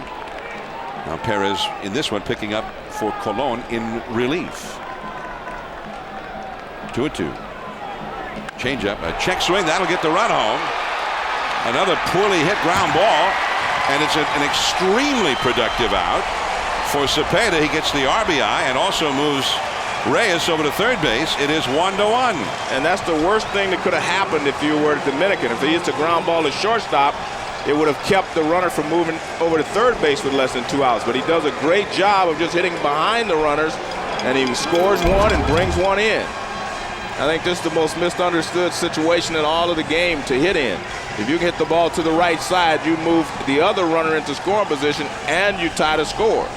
So great job there. There was Antonio Castro, the team doctor in the dugout, reacting. And in Havana at El Castillito, they are very excited. Team Cuba has finally broken through for a run. Now the Dominican with a pitching change. Solomon Torres coming in. Cuba won. The Dominican Republic won. Defensive miscues figuring in each of the runs for these two ball clubs. And playing the ball game to the rhythm. Hey, they're partying. Of the Caribbean, it seems, there for the moment. There's Solomon Torres, Pittsburgh Pirates right-handed reliever. An oft-used one. On in relief of Odalis Perez with a runner at third. And only one out, and Urrutia coming up. And let's go down to our colleague, Jose Mota, near the Cuban dugout. Jose. Yulevsky Gurriel makes two costly errors. What happens? The teammates rally behind him. But when he scores, his manager, Eugenio Velez, says, son, that's the way you make up for it. Way to run the bases. There's the error he committed, allowing the Dominican run. And there's his second error by overthrowing first base. That was with 2 down on a ground ball hit by Adrian Beltre. The first error was allowing the runner to reach first. The second error was for allowing everyone else to move up another base. So now here is Osmani Urrutia, 447 hitter, 13 home runs this year. But today he's hit into 2 double plays. Well, they're playing the infield in, that's right, and right through the drawn-in infield. A base hit. First ball swinging, coming in to score is Reyes, and Cuba, for the first time today, for the first time in this tournament, has a lead against the Dominican Republic. Well, the one thing that Acta told us, that they were aggressive hitters. So the first pitch that Solomon Torres throws, he hits a ground ball right back through the middle for a base hit. And with the infield drawn in, as you can see, no chance for anything in here to be caught. And this is not a sharply hit ground ball. In fact, Torres falls off to the first base side, and it just goes right through for a base hit. And you can see they're very excited. From being down a moment ago, now they have a 1-run lead. And they're going nuts down in Havana at El Castillito at the youth center. Just about everybody apparently down in Cuba today is indoors near a TV. Now a pinch runner at first base, Carlos Tavares. He goes, and the hit and run play. And Garlobo fouls one. Yoandre Garlobo broke his bat on that. We almost threw the bat at that one. And back to first is Tavares, the pinch runner. So Garlobo 2 for 2 in this game, hitting .409 in the regular season down in Cuba. So Urrutia is out of the game, and the pinch runner has come on for him. The second pinch runner used. This is Carlos Tavares. We're talking about everybody being indoors down in Cuba today. We're surmising. And then there's the live shot from down in Havana, the streets of Havana from El Castillito. And not many people out there, Joe. No, it looks like a still picture, doesn't it? No one moving. And some fans from Cuba we can hear in the ballpark now chanting Cuba, Cuba. Garlobo standing in. 1 strike the count, and back to the bag is Tavares. Pujols on the bag with him. And this game, even as the Dominican was scoring a run in the 6th inning, the game seemed to be turning in Cuba's favor. Yeah. Because they were poised for a big inning. First and third, nobody out, and all their big sluggers out. And they only got 1 run. There goes Tavares, and that one is fouled by Garlobo, and Tavares will have to go back to first. But they only got the 1 run, and that was a gift. But I mean, all the 4 guys that came up with runners at first and third and nobody out to begin with, the next 4 hitters had 413 RBIs last year.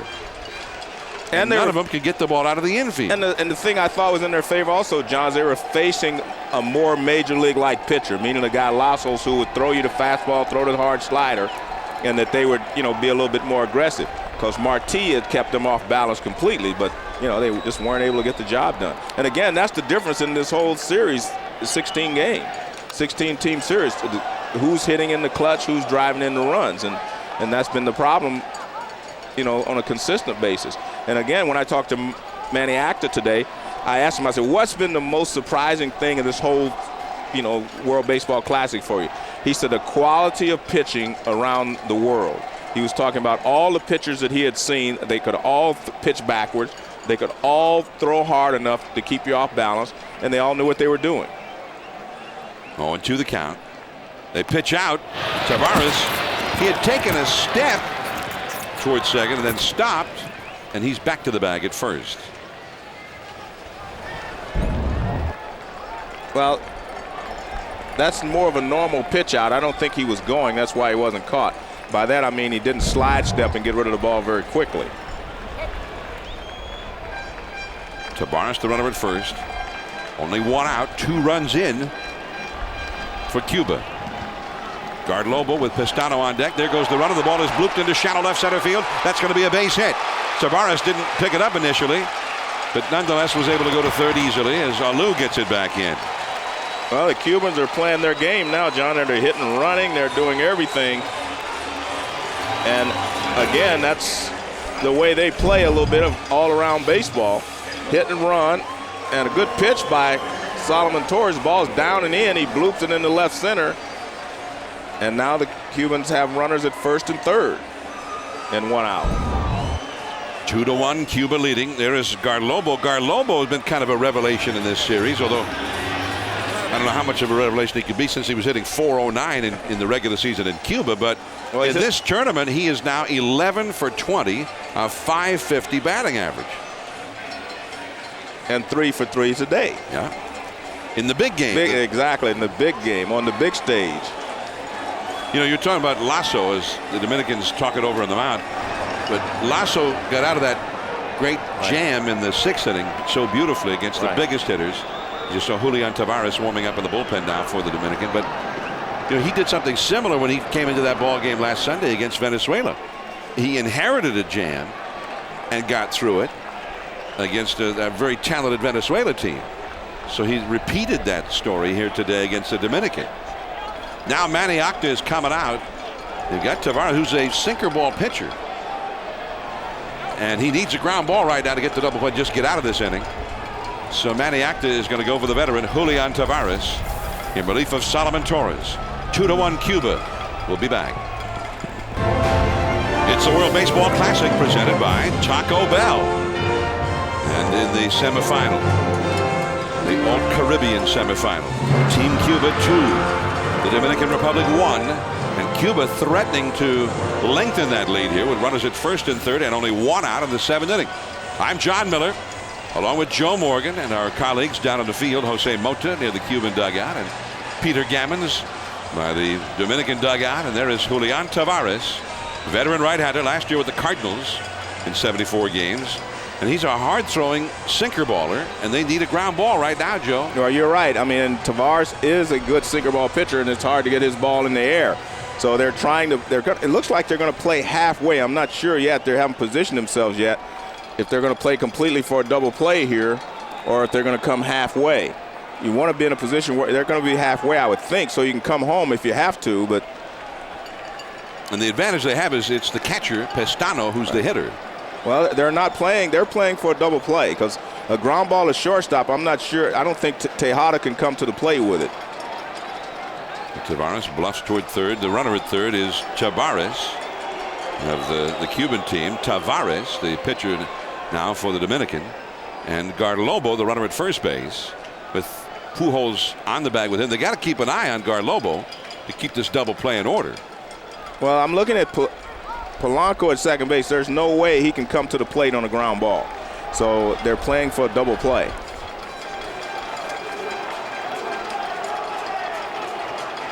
Tavares holding a long while, and finally timeout is asked for and granted at the plate. Castano backs away. He looks over to his third base coach, Carlos Cepero. See, John, if you're going to play halfway, you plan a step here, step here. If it's a ground ball here, you can go for the double play, but otherwise you can come home with a ball that's not a double play ball. But the way they're playing, they have to get the double play or the run's going to score.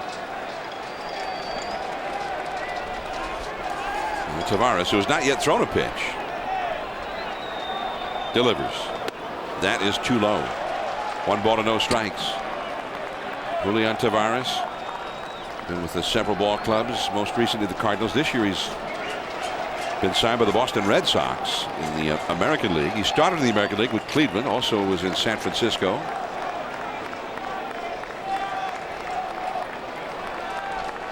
On deck is Alexei Ramirez. 2-1 Cuba, 1 out. Down the third base side, foul. That was interesting, John. The runner at third actually broke toward the plate on that. I thought it was going to be a squeeze. I thought it was a squeeze because he actually broke toward the plate. See, then he stops very quickly, but he was breaking toward the plate. Wasn't taking a normal lead. You see, he was also inside the line. Look at that. He's close to the line. And if you're going to have a squeeze, you want to run straight down the line.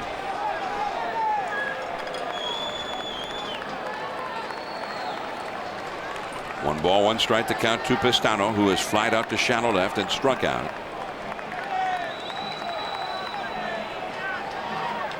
And he fouls that one into the batter's box, up off the dirt and off his leg.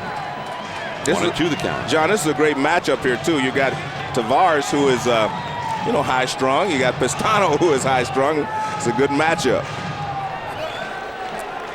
Somebody's going to throw something. And they've got you and me. We're high strung. Hey, if Pistano doesn't get a hit, he's going to throw something. If Tavares doesn't get him out, he's going to throw something.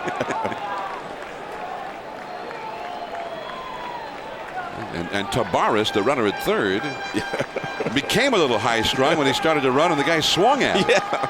1-2 the count. And that's a foul that will land into the lower deck off to the right with Pujols coming over. 1 ball, 2 strikes. Well, even though he's ahead in the count, that's not what they're trying to get out of Pistano. They need the ground ball, and that ball was up a little bit, and he was able to get it in the air. The difficult part is you do not want to bounce it and risk a wild pitch or a pass ball and get the runner home from third. But your job now is to make sure you get the sinker down and get the ground ball. 2-1 Cuba. Cuba has 10 hits in this game now, including 4 in this inning. Quite a remarkable array of hits in this inning. Slider. That's too low. 2-2. I mean, it started when Gurriel hit the ground ball on the third base side. They scored it a single and an error against Beltre. Then Borrero just hit a swinging bunt, a 60-foot single. Then a check swing ground out to knock in a run by Cepeda. Urrutia hit a little bloop. And then Garlobo hit a little bloop. Well, you can see the Cubans are definitely enjoying their position right now. They're relaxed over there in the dugout, having a good time. 2-2 the count. Runners at first and third. Oh, that was a hanging breaking ball. Oh, man. So Tavares got away with one right there. 2-2. Threw him a lollipop.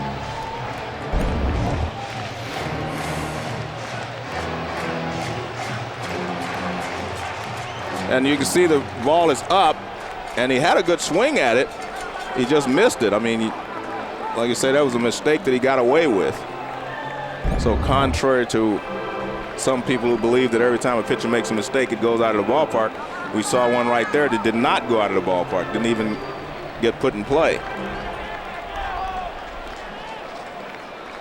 On deck, Alexei Ramirez.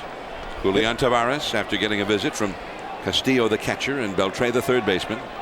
There is Ramirez on deck for Team Cuba. Top of the 7th inning. The Dominican Republic is the home team for this game, having won the pool. Team Cuba was the runner-up in the pool from San Juan. 2-2 the count. 2 on, 1 out, and again Tavares with that double fake. Well, what about that runner at first base, Joe? If you're the manager for Cuba, Eugenio Velez, would you advise him to send him? Well, yeah, I don't think you send him now with 2 strikes, but look, you know, he knows his hitters better than I do and who can put the ball in play in this situation. But again, there's only one way they don't score a run, and that's a sharp ground ball near the bag at second base. Any place else, I think they should be able to score. 2-2 the count.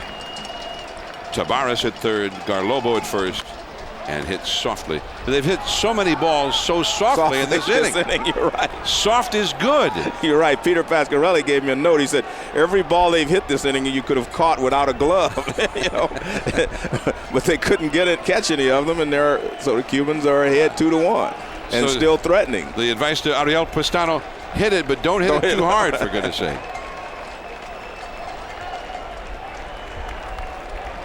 Garlobo, the runner at first, and we're talking about whether he would take off.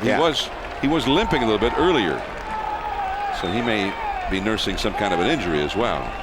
Julian Tavares checks the runners.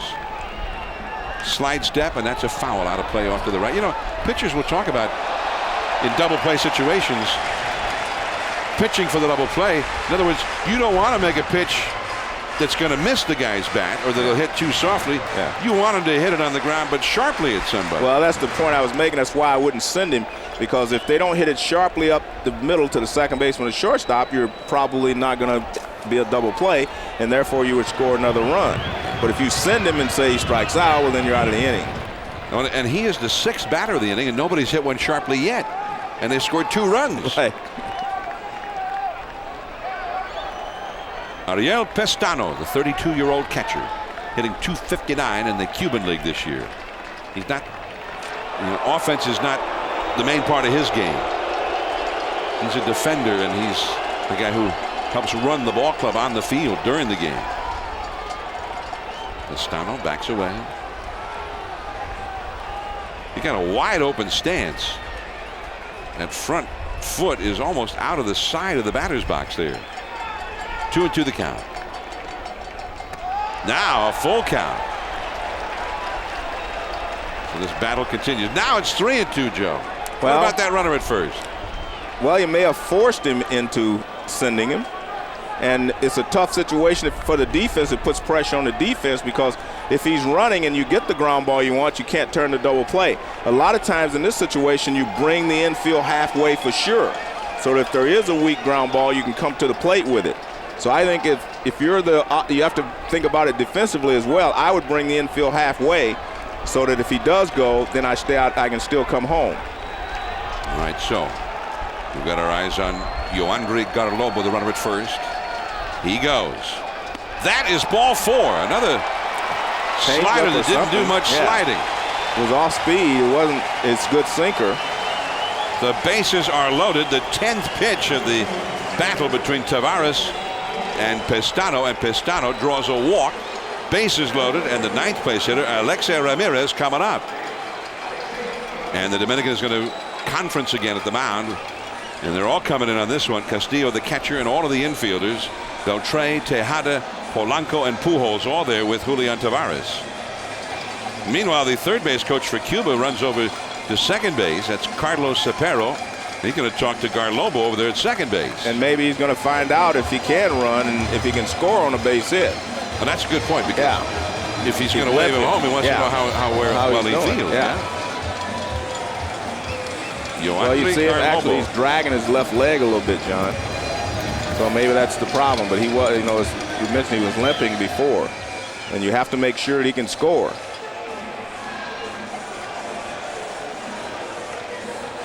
The bases are loaded.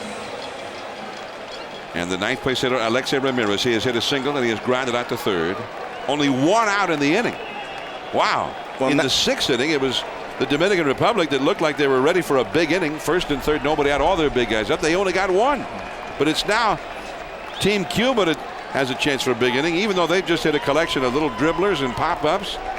They've got the bases loaded, 1 out, and 2 runs already in. And they're playing the infield halfway now, so they can come to the plate if it's not a sharply hit ground ball. And a slider. Got the call on that one on the outside, 0-1. And Ramirez didn't seem to be so sure. Let's take a look at K-zone. I can understand why. I mean, you take a look at this, it's a slider, but remember, what is that? It's close. Yeah. Well, I mean, that showed maybe 3 or 4 inches off the corner. Yeah. So not within that 2-inch zone. Yeah. That's acceptable. Acceptable. Yeah. A little bit beyond that. Bases loaded, 1 out, 1 strike. Fastball sinking low. 1 ball, 1 strike. Well, Tavares keeps throwing that slider, but he's not throwing many sliders well. Well, that's my point I was going to make, John. If you're looking for the ground ball, you're a good sinker ball pitcher, throw it. Make that be your pitch.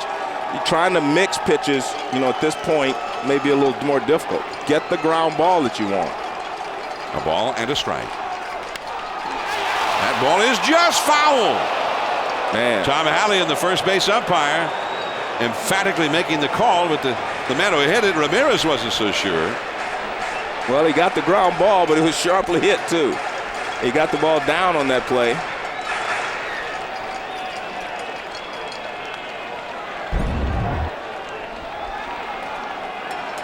And you can see clearly the umpire makes the clear decision that it is foul. And it appears that it was foul. But again, it's hard to tell, but the umpire was sitting right there looking down the line. So I forgot you had brought that eye in the sky kind of camera with you today. Oh, okay. That came in handy right there. Bases loaded. You saw the runner at third was Tavares. Garlobo at second. Pestano the catcher over at first. Ramirez hitting .323 this year in the regular season with a 1-2 count. Slider, another hanger. Left center field, plenty deep enough to get the run home. Tavares tagging at third. The catch made by Tavares. And it is 3-1 Cuba as Tavares comes in to score. Garlobo back to second. Pestano holding at first. And in Havana, more celebrating at El Castillito. Well, he hit the ball hard on the sinker, so Tavares comes with a breaking ball, but he hangs it again. And this time he doesn't get away with it. And he's able to get the fly ball. Now watch this pitch. I mean, it's a breaking ball. It just kind of hangs there. It's not a bad pitch as far as location is concerned, but it's up. And Ramirez is able to get it in the air and get the job done. Now the leadoff man, Eduardo Perret. Perret, the 8th batter of the inning for Team Cuba. He has struck out, fouled out, and had a bunt for a single. 1 for 3 in the game. Hitting .365 during the regular season in the Serie Nacional in Cuba this year. 2 on, 2 out, 3 in. Slider misses. 1 ball to no strikes. 3-1. Cuba now with 3 runs, 10 hits in the game. The Dominican 1 run and 5 hits. And the Dominican, when they come up in the last half of the 7th, will have the last part of their batting order coming up. There's Manny Acta.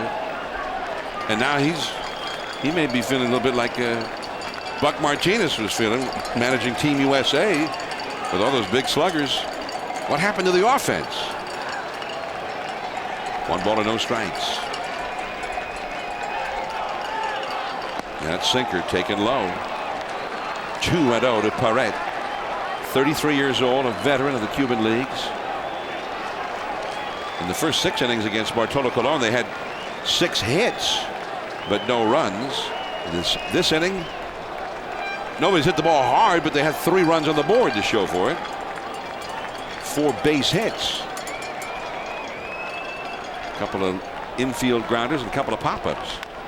That is fair ball. Beltre tags the bag with a force out on Garlobo. The inning is over. 8 men come to bat. 3 of them score. Now to the last half of the 7th inning. 3-1 Cuba. The World Baseball Classic from San Diego. And fans, we want to remind you to watch your team's out-of-market games live from anywhere in the world. Live Major League Baseball coverage right on your desktop or laptop. Go to ESPN.com and search for MLB.TV. Sign up today.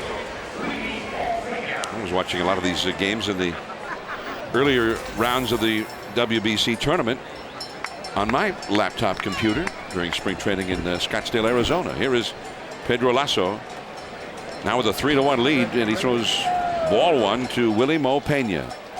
Some changes for the Cuban team afield. After they used a couple of pinch runners. There's a ball off the outside. 2-0 to Pena.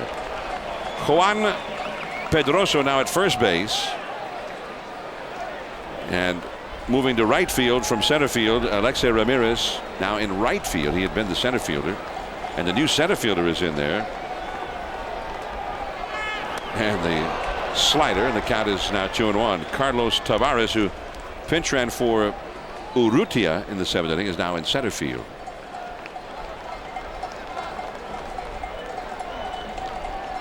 Three to 1, Cuba leading the Dominican. Pena has reached on an error by the left fielder Cepeda, and he has hit a single. He is 1 for 2. Jose Mota down by the Cuban dugout. Jose. In that long inning, Pedro Lazo stayed in the dugout in this cold air in Puerto Rico. Most of the time we saw him go and warm up between innings to stay loose. There's a fastball for a strike on the inside. Now it's 3-2 to Willie Mo Pena. Well, Jose, also keep in mind, John and Joe, that he's coming out of that shadow now. Hard to pick up his spin. And there's that spin, the slider for strike 3 swinging. 1 away here in the 7th. So 1 down here is Alberto Castillo. Those late afternoon shadows have not yet quite advanced upon home plate, but you get a look at from a batter's eye view there, Joe. Well, it's not as bad as it will get because, you know, he's standing in the shadows right here. But when the shadows are over home plate and he's in the sunlight is when it's more difficult. But it is different than the way the game started. Now we've got a pitch hitter for the Dominican Republic. There is the New York Mets prize young shortstop Jose Reyes, one of the real exciting players in the game. Reyes, who had 60 stolen bases for the Mets last year. And he is just fun to watch play, John. He plays the game with a lot of passion and enthusiasm. And he takes a strike. He bluffed the bunt, and he's 0-1. He's only had 5 at-bats in this series. So he's one of those guys who, had he been in spring training with the Mets, would have a lot more at-bats right now than he's been able to get here, having to, I mean, he's playing behind Miguel Tejada, who's one of the great shortstops in the game. 1-1 to Jose Reyes. A changeup. Did he swing? No, says third base umpire Neil Poulton. Got a 6-man umpiring crew working. And the Team Cuban looked a little unhappy about that ruling on that check swing. 2-1 the count. Lasso tries it again. That one is in there. 2-2. John, I think you made a point there about, you know, Reyes not getting a lot of at-bats. And, you know, if he was with the Mets, he would have. But, you know, my thought on that is, look, this is only going to happen once every 3 or 4 years. You know what I mean? Let's do it and do it the right way. There's a swing and a pop-up. Off to the left of the plate, foul ground. Pestaro's got room. And that is out number 2. 2 down, nobody on in the last of the 7th inning. The semifinals, Cuba leading the Dominican 3-1. In round 1, Cuba involved with Panama, the Netherlands, and Puerto Rico. And they won the first 2 games and then just got clobbered by Puerto Rico, but nonetheless advanced into the 2nd round with Puerto Rico. And then they defeated Venezuela, that were in turn beaten by the Dominican Republic. And then got a win in their final game down there against Puerto Rico in an extremely memorable game. What a wild night that was in San Juan. And a crushing defeat ultimately for the Puerto Rican team, I thought, that did themselves proud all through the tournament. 0-1 the count now to Willie Tavares, the speedy center fielder. And he has had a bunt single, but has also struck out into an inning-ending double play. One of 3 double plays turned by Cuba in this game. That pop-up, and the new first baseman will handle it, Pedroso. 3 up and 3 down. On to the 8th inning. Enriquez, the .448 hitter than Gurriel, coming up for Cuba. The World Baseball Classic semifinals, Cuba 3, Dominican Republic 1. We go to the top of the 8th inning. I'm John Miller with Joe Morgan at Petco Park in San Diego, along with Jose Mota and Peter Gammons. There is Jose Brito, the new catcher for the Dominican Republic, and Julian Tavares delivers ball 1 to Michel Enriquez. There's Brito after Castillo was lifted for a pinch hitter.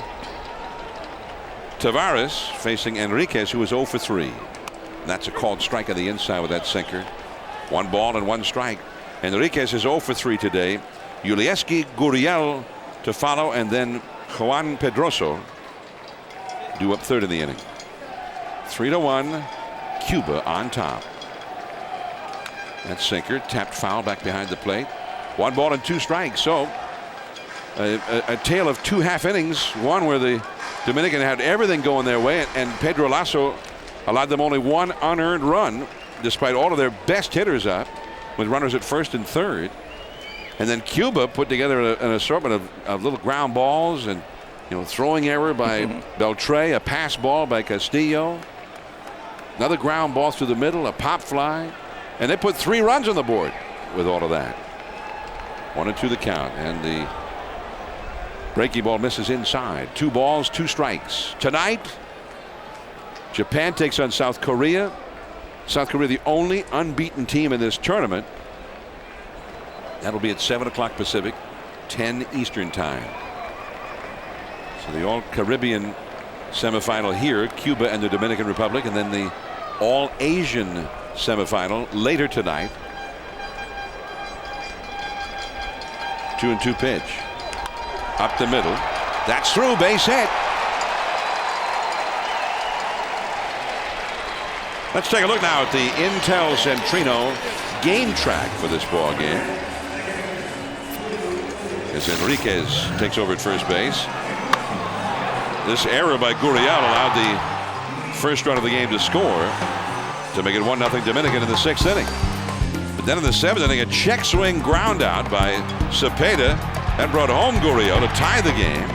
And then with the infield in, Urrutia hit a ground ball right through the middle of that drawn-in infield to bring in the go-ahead run by the pinch hitter Rudy Reyes. They get another run later on a sacrifice fly by Alexei Ramirez, and it is 3-1 Cuba. Now with a runner at first, nobody out. Here is Gurriel, who is 1 for 3. He started that 3-run 7th-inning rally with an infield hit. Although I think if you were to ask Beltre about it, he would say, "Hey, I just could have been charged with an error all the way on the ball." But it was scored as a single and an error, and a 3-run rally began right there. Gurriel 1 for 3 in the game. Look out. Right toward his chin, and he hits the deck. The man on deck, Pedroso, walks over to Gurriel, has a few words with him. Well, it's a fastball. It's not a sinking fastball. It's a riding fastball, and it's up and in. And a good job by Gurriel just to get out of the way. The hit batsman had been a regular part of the Cuban games in this tournament, although only 5 Cuban batters themselves have been hit. Or rather, Cuban pitchers have hit 5, but the Cuban batters have been hit 9 times in the previous 6 games. In the bullpen, Jorge Sosa and Fernando Rodney, a couple of right-handers warming up out there. Rodney in the background, number 56 of the Detroit Tigers. Jorge Sosa of the Atlanta Braves.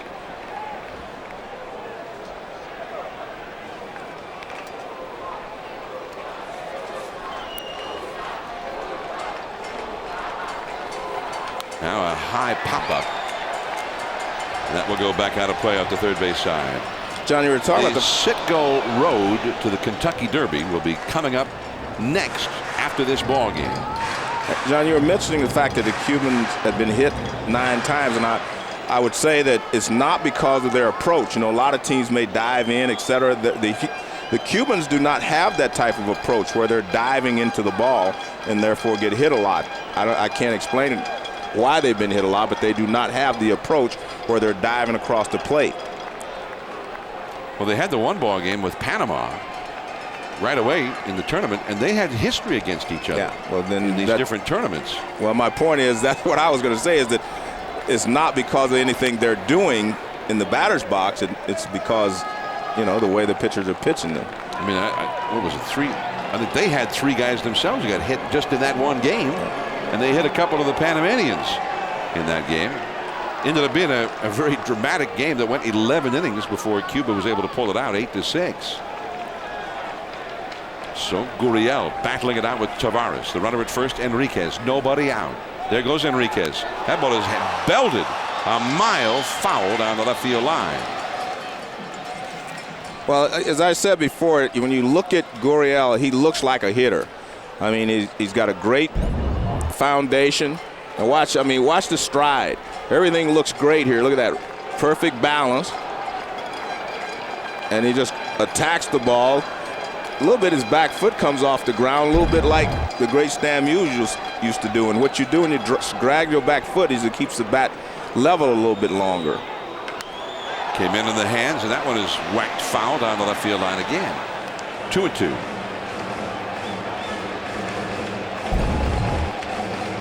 Well, let's take a look. This ball runs in, and he just reacts with his hands, which is pretty good. He didn't react with his body. He didn't really twist his body. He just used his hands to get the ball off of him inside. Yulieski Gurriel, 21 years old. 3-1 Cuba leading. Tavares will try it again. That's down the left field line, fair. Alou gets it back to the infield, stopping at second. Enriquez, and here's Cuba actually getting a base hit and hitting the ball hard in doing it. Well, you can see his approach. I mean, the guy knows what he's doing in the batter's box, and he's still young. I mean, he's going to get better. But watch this. They went inside. They tried to come back away, and this ball is over the plate. But look at the reaction. I mean, just a nice level swing. Watch where his bat is. It never drops. So he just drops the barrel of the bat on the ball. A lot of guys, when they hold their barrels up, their bats up high, they drop it and try to get it back up. He doesn't do that. Just a nice compact swing. Manny Acta, the manager, going out, and he takes the ball from Julian Tavares. And Cuba now is threatening to open this up a bit, and it's late. We're in the 8th inning. 3-1 Cuba. We'll be back. The World Baseball Classic semifinal, and the team from Cuba is threatening to maybe put this one away with 2 men on and nobody out in the 8th inning, and already leading 3-1 against the Dominican Republic. And there is Fernando Rodney of the Detroit Tigers. He ended up doing a lot of closing for the Tigers last year, and he comes on here with 2 men on, and Johan Pedroso coming up. And Joe Gurriel hit that ball hard on his base hit here in the 8th. Well, we showed you his foundation. Look at this balance. Great balance. Now watch, he doesn't drop his barrel. He goes right to the ball. He doesn't do this to get to the ball. Watch his hands. See where they start. He pushes them away from him, and boom, right there. I mean, that's beautiful right there. I mean, you can see how level he could stay on the ball because he doesn't drop his hand. Kind of reminds you of Juan Gonzalez, maybe even Julio Franco, but he could be the type of hitter that Juan Gonzalez was, a guy that can just drive the ball in all directions and hit for power. And he's only 21 years old. Well, here's Johan Pedroso, and he's already showing bunt here. And Rodney with a throw to second base, and there was nobody at second base when he started to throw, and finally the second baseman Polanco got over, at least in the vicinity. Well, like you say, very rarely do you see your cleanup hitter square around before the pitch. He's hitting in the cleanup spot. Of course, he pinch hit. He came in for defense. Yeah. After Sanchez pinch hit. Now Pedroso's in. Reyes pinch ran. And yeah. And Pedroso replaced Reyes, who replaced Sanchez, who replaced Barrero. That's why my scorecard looks all junky in that one spot. And with Pujols almost right in on top of him, he takes that ball too high, showing bunt as Beltre tries to lay back at third base. The Citgo racing for the Kentucky Derby will come up right after the ball game. So you've tuned in for that. Cuba leading the Dominican Republic 3-1 here, trying to get to the final of the first World Baseball Classic. And I think this is a great move here to try to break the game open, try to get another run or two.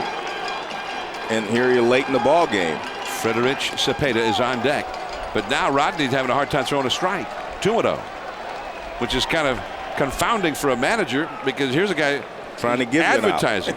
He might as well walk up there with a sign saying, "I'm just going to make it out." Yeah, I want to give you one. Just throw me a pitch that I can bunt. But now it's 2-0. Well, he's still squaring around, John. He says, "I'm going to bunt." I mean, you see this in the National League, in Major League Baseball, with a pitcher will square around like that early. Bunted foul. He wants to make that third baseman come in and field the ball, which would take away the force out at third base. I mean, the Dominican would like to get a bunt and be able to make a play on that lead runner.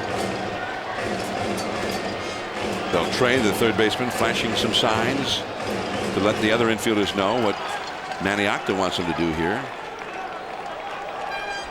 It's like he's been so blatant about wanting to bunt. It's almost like if you're Dominican, you have to say, he must be kidding. 2-1 the count. He's showing that bunt. And that's outside. 3-1. Well, he's doing a great job. You know, fundamentally, he's squaring around with the barrel of the bat higher than his hands. And not only that, he's not moving. See, when you move is when you bunt at bad pitches. But he is not moving. Just watch him. He sets the barrel high because he wants to hit the top of the ball. And he just stays there. He doesn't do anything else. He doesn't move the rest of his body. And that way you can tell whether the pitch is in the strike zone or not. See, the barrel's high. And he makes the third baseman come in to get it. Beltre over to Polanco covering, and he got it done. Enriquez over to third base. Gurriel to second base with a 1 out, and Cepeda coming up. But let's go down to near the Dominican dugout and Peter Gammons. Well, John, for the first 5-6 innings, the players over here were dancing and having a lot of fun and just being natural. Well, things have changed dramatically. What you have to understand, this might be miracle on ice for the Cubans, but for the Dominicans, they were expected to win this thing in their country. There's been a great deal of anticipation. The players who didn't come have been blasted in their home newspapers. There's a great deal of pressure and tension here as the game closes down. Well, the guys that didn't come, if they were blasted before, if they don't win, they're really going to be blasted. Yeah. So, although some got unfairly blasted. For instance, Pedro Martinez. Yeah. I mean, he was hurt. He has not yet pitched a game for the Mets in spring training. And Stan Javier, the general manager, longtime big leaguer himself, and the general manager of this team, Dominican Republic, said they told him, don't come, because he wanted to come. And he said, no, you're going to hurt yourself. Just go to spring training and forget about it. But he still got apparently blasted in some quarters in the Dominican in some of the newspapers down there. And there's the ball outside. But they said he was one of the first guys to say, I'm there. I can't wait. Well, with his sense of country, that definitely doesn't surprise me that he wanted to go. Carlos Tavares, a right-handed hitter, due up next. And there's ball forward to Cepeda, the left-handed swinger. Cepeda has had some big hits in this tournament for Cuba, so now the bases are loaded. That will allow them to try for the double play ball up the middle of the diamond. So here is Carlos Tavares coming up with the bases loaded and 1 out. Well, you never like to think in those terms because anything can happen, and the Dominican team can erupt at any time. But you're in almost a must execute double play situation here. Because if you fall any further behind, I mean, it's going to be very, very difficult to make up. Because we have not seen anybody come back late against the Cuban bullpen. Well, the Dominican bullpen, 1 and a third innings. You saw those numbers. 3 runs have scored since they went to the bullpen. There have been 6 hits allowed. And they've only retired 4. They've issued 2 walks. And they're got some fascination with that bat down there. That's Ariel Pestano with the bat, the Cuban catcher. He's in the hole as Tavares comes up. This is his first at bat of the game. Garlobo would be next. That is a strike from Fernando Rodney. By the way, feliz cumpleaños to Fernando Rodney. Today is his birthday. But they're not celebrating that down in Havana. That's the live look from the youth center at El Castillito in Havana, where they are feeling a lot of nationalistic pride right now in their very fine ball club, which has for years been the power in amateur baseball circles. That's a called strike. I mean, they almost always win in the international tournaments against the various national teams in amateur ball. And this, what they knew, was their sternest test as a group, as a national team, coming in against teams from around the world, but including Major League Baseball talent. Well, John, you mentioned that the Dominican bullpen has given up runs. in the dirt, and a save there by Brito. He may have saved a run right there. Well, one thing, John, they've only gotten 4 outs, and 2 of them were sacrifices. So they have not done the job coming out of the bullpen. But as you mentioned, just a great play there. He caught it, but he was in position to block it, which was the main thing. He was trying to block it first and catch it second, but he was able to do both. Nice play there by Brito. 3-1 Cuba. Bases loaded, 1 out. Rodney tries it again. He blows it by him. Strike 3. And Tavares maybe trying to lobby Bob Davidson for a foul tip, but Davidson said, no, that was a swing and a miss. 2 down. Here's a look. Well, the ball is knocked out of his glove with his follow through. You see, he catches it, and there he hits him on the left wrist, and that knocks the ball out of his glove. So now the shadows that Jose Monte had been talking about, the pitcher's in those shadows, but with a bright background behind him. That's when it's more difficult. This is Yoandri Garlobo. Shortstop, Tejada. He's going to go all the way to first base with it, just in time. Wow. Instead of going to second for the force out there, he went all the way to first, and it was close. But Cuba does not score. The top of the order, Polanco, Tejada, Pujols coming up.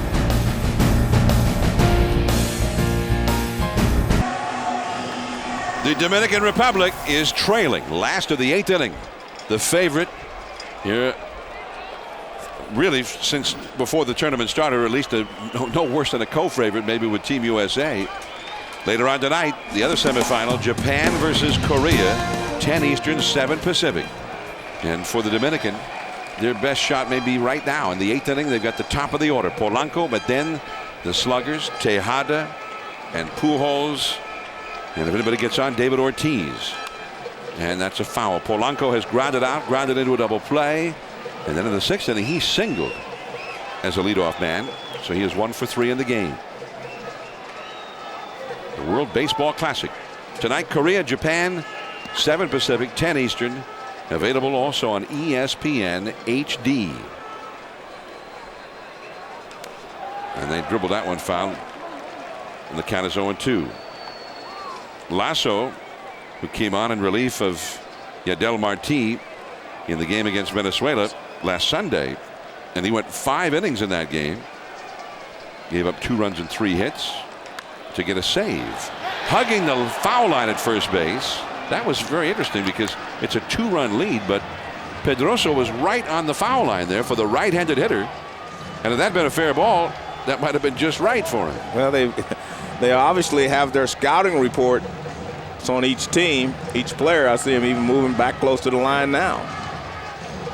It is very unusual with a 2-run lead to be that close to the line. And he's doing the same thing right now. Usually you only do that just to protect against the extra base hit with a 1-run lead.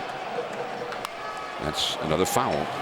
Lasso now has thrown 51 pitches in this game, by the way. There's a big difference in the way that Lasso pitches compared to Marti. Marti slowed everything down through a lot of off-speed pitches, whatever. Lasso get the ball and he's ready to go. I mean, he's ready to pitch. They got the bullpen going. Whenever they're in the field, the bullpen is always going. 0-2 the count. And the slider low and outside. A ball and 2 strikes to Polanco. 52 pitches.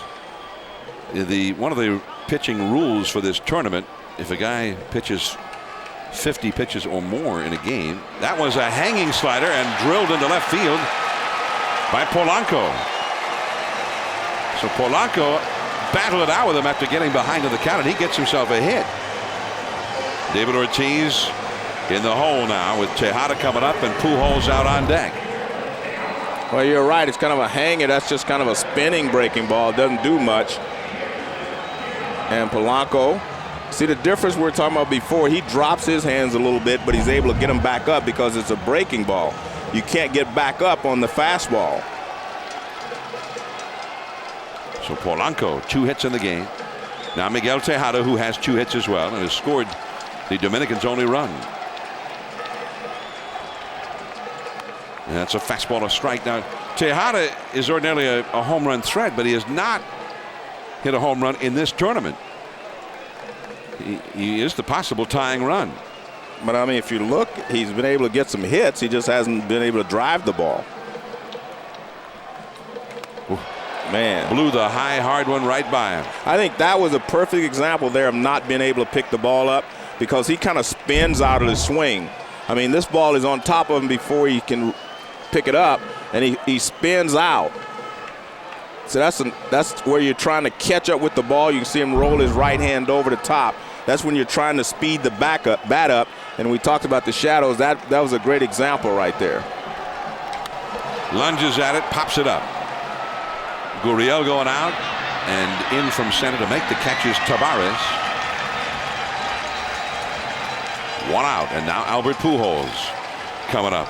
It's the semifinal matchup between Cuba and the Dominican Republic in the World Baseball Classic, and Cuba has a 3-1 lead. Last of the 8th inning. The big hitters are coming up right now for the Dominican with 1 out and 1 on. Tejada has just popped out, but here comes the National League MVP last year, Albert Pujols, and right behind him, David Ortiz, the great American League slugger. So these are the guys they want up there when they need runs produced, but it may be now or never for the Dominican. If they cannot get it done right here, it may be back to spring training for these guys a little bit earlier than they had planned. Lasso, that's a strike to Pujols. None of these hitters in the numbers 3 through 6 power spots, Pujols, Ortiz, Beltre, and Alou, none of those 4 has had even a single hit in this game. And slider up and in, 1 ball and 1 strike. Pujols has walked, popped to second, and grounded into a force play. Ortiz has grounded into a double play and grounded out 2 other times. Beltre is 0 for 3. Alou is 0 for 3. John, in between innings, I saw the great Dominican dandy, Juan Marichal. He's here. He actually threw out the first pitch of this ball game. That's a base hit to right field. He muscled it off the hands. And Polanco had already turned around to go back to second base, held up by Griffin, and did not realize that the right fielder, Ramirez, overran that ball, that he would have easily gone into third base, as it turned out. Well, I think it was important for him to go to third anyway, because it appeared to me that Polanco had his mind made up he was going to third. Now watch, this is a base hit to right field. Good hitting, as we know Albert Pujols can do. And he runs right past it, but I don't think he was going to be able to get Polanco anyway. See, Polanco has his mind made up he's going, and then he stops. And then Alfredo Griffin tries to tell him to come ahead, but it's too late. Once you stop your momentum and you go backward, it's just too hard to start up again and get over to third, especially when you're down 3-1. So now David Ortiz, the left-handed slugger, the possible tying runs are on base. And Ortiz, in the last game between these clubs on Monday, launched a spectacular home run against Team Cuba.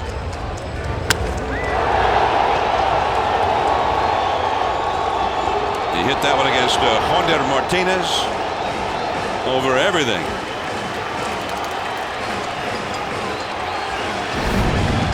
But now, although they won that game 7-3, Cuba trying to get the last laugh among these Caribbean baseball powers, and Ortiz with a chance here to do something about it personally.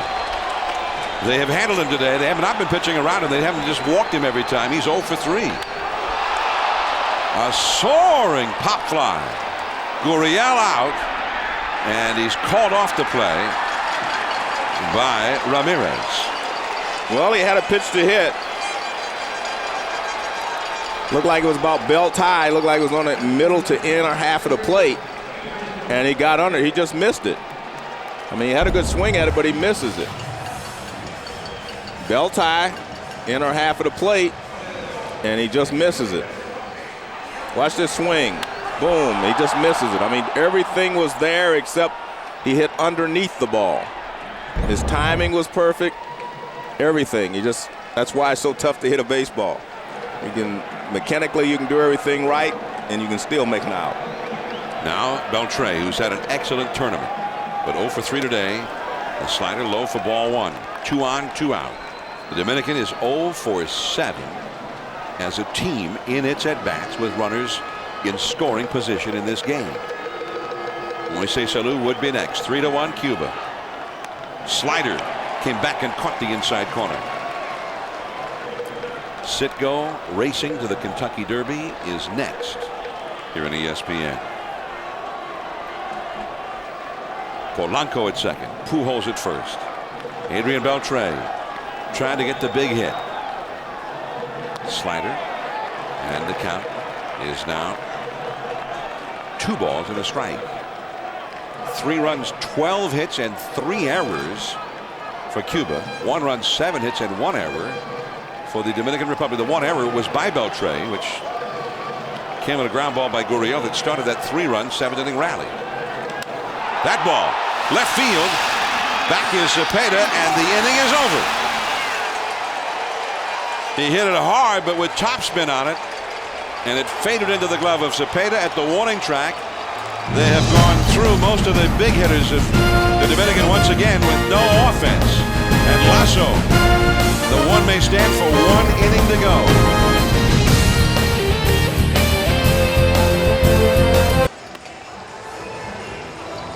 The World Baseball Classic. For the first time ever, the world's greatest players playing for pride in the championship. Follow all the action on worldbaseballclassic.com. I don't do that, but I'm going to follow it right here in person. Now we're going to go to the 9th inning with Cuba leading 3-1 and time running out on the Dominican Republic. Jose Mota is down by the Dominican or by the Cuban dugout. Let's go to Jose. Antonio Castro just came to me and said, you know what, I can't even imagine what is going back home. And he goes, I am very, very nervous with this family here in the dugout. Well, they may be very nervous. How about the Dominican Republic? They're trailing. Here is Ariel Pestano, the catcher, and that is a called strike. John, Pestano you know what? is 0 for 2 with a walk. This points out to me something you said in the open. You said the Cuban players, they're defiant, they're whatever. And guess what? They're not intimidated either by anybody. I mean, I'm watching the way that they're going after the Albert Pujolses, the Ortiz, the Tejadas of the world. They're not afraid of them. I mean, we watched Lasso just go through this lineup, and I mean, this is, you know, they're tested. They're world tested, as we might say. That ball is hit foul on the count 0-2. I mean, a couple of times everything fell apart for them in this tournament, and they got clobbered. Right. I mean, Puerto Rico beat them 12-2 in the first round of the game, and then the Dominican was the other team, beat them 7-3 the other day in San Juan. But it's almost like they have a lot of the exuberance of youth, and they make some mistakes. Right. Well, yeah, they've made some mistakes, but guess what? They've been able to overcome those mistakes so far. But as the old saying goes, the toughest 3 outs may be the last 3. You know, especially when you're playing for pride and country. So we'll see what happens. But they're going to go to the 9th inning leading at least by 2 runs. But also because this is tournament play, and they know better than anybody how to do that. That is a swing and a miss strike there. Looked like a split finger pitch to get Pestano. And there is out number 1 in the 9th. That is the live shot from Havana overlooking the Malecon. And the sun is setting down there as the Cubans are hoping it is also setting on Team Dominican Republic. Cuba leading here 3-1. That's the look from Havana. And there is a swing and a foul by Ramirez, who had a mighty cut at that one. It is 0-1. On deck is Eduardo Perret. Well, this game with Yadiel Marti starting the game, and then Pedro Lasso, considering that Daniel Betancourt, maybe their best overall pitcher, got some arm trouble, so he's not even on the squad from Cuba. But, you know, even in a World Series, you don't see the two best starters for a team start and relieve in the same game. Right. Well, that's what I say. They're built, you know, they have a lot of interchangeable parts. They can start, they can relieve, they can close. I mean, all these guys fit well in this tournament type atmosphere. That's why they won the gold medals over the years. You know. Just off the outside. They won 3 of the last Olympic gold medals. The United States, of course, stopped their string with Tommy Lasorda leading the United States to victory. Well, you know, as you see how well they've done in international play, playing against other amateur teams, right, including the Olympics, World Cups, Intercontinental Cups. 1-2 the count, and the splitter for the strikeout, and 2 men are gone. But you know, imagine, let's say last year Houston got to the World Series, and their strength was their outstanding starting pitching, led by Roger Clemens and Andy Pettit at the top of the rotation, Roy Oswalt. But this would have been the equivalent, you know, Marti and Lasso both pitching in this game, of say Clemens starting and Andy Pettit coming on in the 5th or 6th inning in relief, you know, because their only concern is to get to the game Monday. And then they'll worry about that then. That's then right. You figure it out. They did the same thing in game 1 in the 2nd round last Sunday against Venezuela. And they looked at that. Their manager, Eugenio Velez, looked at that as a key game in that, because that was really a tough round. I mean, there were some really good clubs in that round. Yeah, exactly. And they did win that game with Marti going 4 and Lasso for the last 5, and they almost repeated that process so far here today. Well, the way the pools were set up, John, you and I had talked about this, that we were going to do these final 3 games, and we're saying, well, if things go true to form, it could be Cuba and the Dominican, or Cuba, maybe Venezuela or Puerto Rico, and on the other side, the United States and Japan. Well, that's what we looked at. Back to the screen by Eduardo Perret, the leadoff man. He's 1 for 4 today. Well, Japan made it. Yeah. Team USA, in its own party, was eliminated. And eliminated by Mexico. And again, I don't think it had anything to do with anything other than they were not able to get crucial hits at crucial times. And there are the flags of the 4 nations whose teams are still alive in the World Baseball Classic. Cuba and the Dominican playing here later tonight at 7 Pacific, 10 Eastern time. Japan will be taking on the undefeated team from South Korea, which has been a team that has been a revelation in this tournament. Well, they're being called the dream team, you know, in some cases. 2-2 the count, and another splitter for the strikeout. Strikes out the side, and Fernando Rodney, pretty impressive. But the Dominicans got to get 2 runs to stay alive. Moises Alou, Willie Mo Pena, the first 2 coming up. They're down 3-1. Cuba 3, the Dominican Republic 1. Last chance for the dream team for the Dominican. And they've come all this way, but now Cuba in a rematch after losing to them last Monday. In this one, an elimination game, Cuba is 3 outs away from eliminating the Dominican. Later tonight, Japan and Korea at 10 Eastern, 7 Pacific. Joe mentioned earlier in our telecast that Juan Marichal, the great Hall of Famer from the Dominican Republic, one of the greatest pitchers the game has ever seen, over on the ESPN Deportes, working with Candy Maldonado and also Ernesto Jerez. And they have ESPN Deportes has covered every single game of this tournament. This is game number 37 in the World Baseball Classic. So here is Lasso looking for those final 3 outs in the breaking ball. Alou was bending back from it, but it came back and caught the corner for strike 1. Lasso now has thrown 65 pitches today in relief of Yadiel Marti. 3-1 Cuba. Another slider, and Alou now behind in the count 0-2. He is 0 for 3 in this game. He was hitting .350 for the tournament until today. And there's no doubt in my mind it's very difficult to see out there right now. You got sunlight, shadows, sunlight. I mean, there's just a lot of different. 0-2 the count, and a fastball down and away. 1-2 now to Moises. Now, if Moises can get on, Willie Mo Pena on deck, a young slugger, would have a chance to tie this game.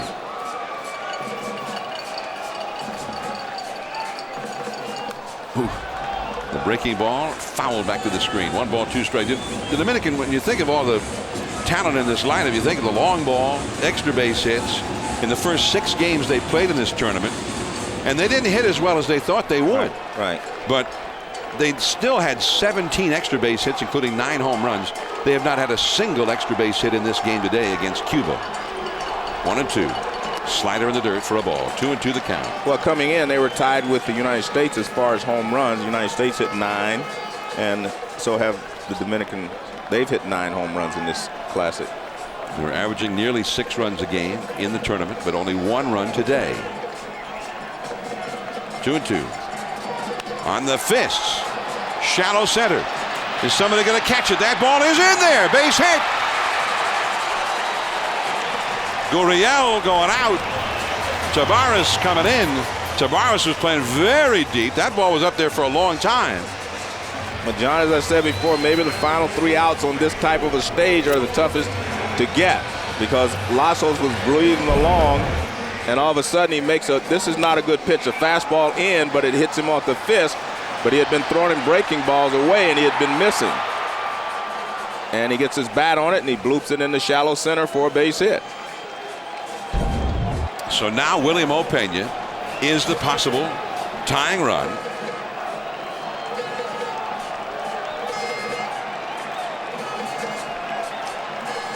Peña is 1 for 3 in this game. That's a called strike. And the Cuban bullpen busy again. Sitko racing to the Kentucky Derby comes up after the ball game here on ESPN. Too high.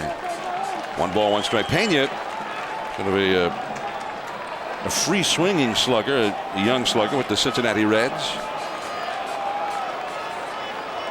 And he has enormous power.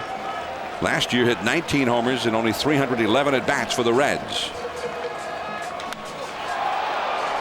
Shallow right center. There is Ramirez, the right fielder. In the shadows. Peña retired. 1 away. Now Brito, the catcher, is due up. But they're going to send up a pinch hitter for him. Looks like Ronnie Belliard coming out. A veteran. Not necessarily a power hitter. I mean, he hits the occasional home run, but he's a good hitter. Yeah, he's a very good hitter. And I think that's Tavares is on deck, but they still have Soriano, Alfonso Soriano over there. They still have him if they want to use him. Soriano, Juan Encarnacion, Pedro Feliz, all guys with some power. Belliard with Cleveland hit .284 last year, 17 homers, 78 batted in. So he does have some pop. And there's Soriano. He's got a bat with Willie Tavares due up next. But Soriano is ready in the dugout. We'll see what happens here with Belliard. 0-1. Looked like he was trying to tie it up on that one. Well, the one thing to remember too, John, this is not a home run hitter's ballpark. I think this ballpark is a large ballpark. I mean, it's one of the biggest ballparks in the major league. So, and the air is always kind of heavy here, so it doesn't travel real well. So this is not a home run hitter's park. You're going to have to find the gap maybe. If you want to hit a home run, it's best to hit it right down the lines. 0-1. Right on the outside corner. A little movement coming back to the plate. And quickly Belliard behind in the count. 0-2. What a pitch there by Lasso. But he's also gotten a good break here, meaning Belliard, as this ball, you know, is in an acceptable range. But the thing to remember now is that the shadows are gone now. The sun is gone behind the clouds, so he can see the ball. This is your best chance if you're the Dominican right now. Slow chop. Gurriel gets the sure out at first. He really wanted to go to second, but although his foot was turned towards second, he went ahead and got the sure out at first. Well, you know, if you're one of the other infielders, you're supposed to be yelling, take the guy at first, take the guy at first. But you're right. He wanted to go to second right there, but then he decides, no, I better take the runner at first, which is the right play. again, you know, things that worked well for the Dominicans, giving them their last shot because the sun has gone down, and that gives them a better chance of seeing the ball than they had, say, an inning ago or even 10 minutes ago.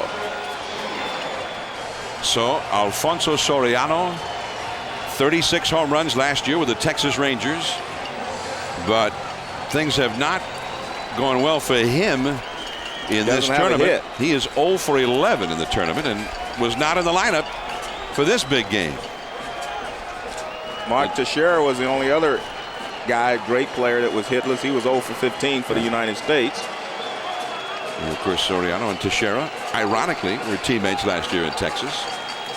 He is the possible tying run, and he spins a slider over the outside for strike one. 3-1 Cuba. Last chance for the Dominican. 2 down in the 9th inning.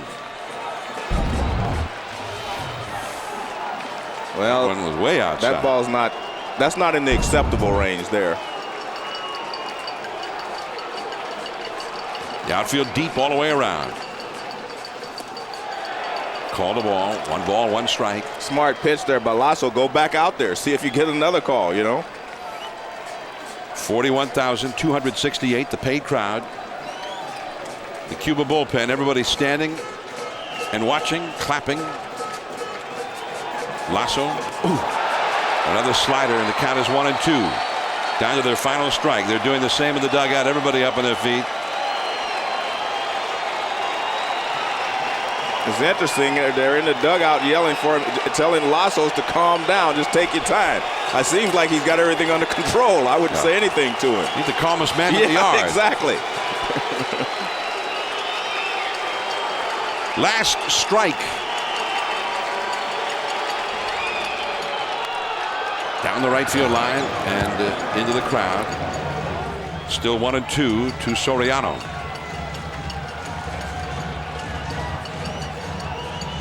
Here's the bullpen. That's the busiest bullpen I've ever seen. I mean, those guys have been warming up since the first inning, and when they're not warming up, they're up leading the cheers out there. And Lasso's still throwing at 95 miles an hour, John. Moises Salud, the runner at second. 1-2 the count. Did he swing? Yes! The first base umpire, Tom Hallion, rings him up, and Cuba has eliminated the Dominican Republic. 3-1. The underdog has defeated the team of great major league stars, and the amateurs from Cuba are in the final. Cuba is going to the final Monday night against either China or Korea. They came from behind with a 3-run 7th, and their two-headed pitching monster, Yadiel Marti and Pedro Luis Lasso, did it again, as they did last Sunday against Venezuela. They did the same thing here to the mighty sluggers of the Dominican Republic. Well, you know, this pitch and this swing set off the celebration not only here but all over Cuba. And for, let's take a look here. Little slide piece, and you see Lasso says yes, ask somebody. And here's Soriano. This is the last gasp for the Dominican, and he definitely did go. The final score, Team Cuba 3, the Dominican Republic 1.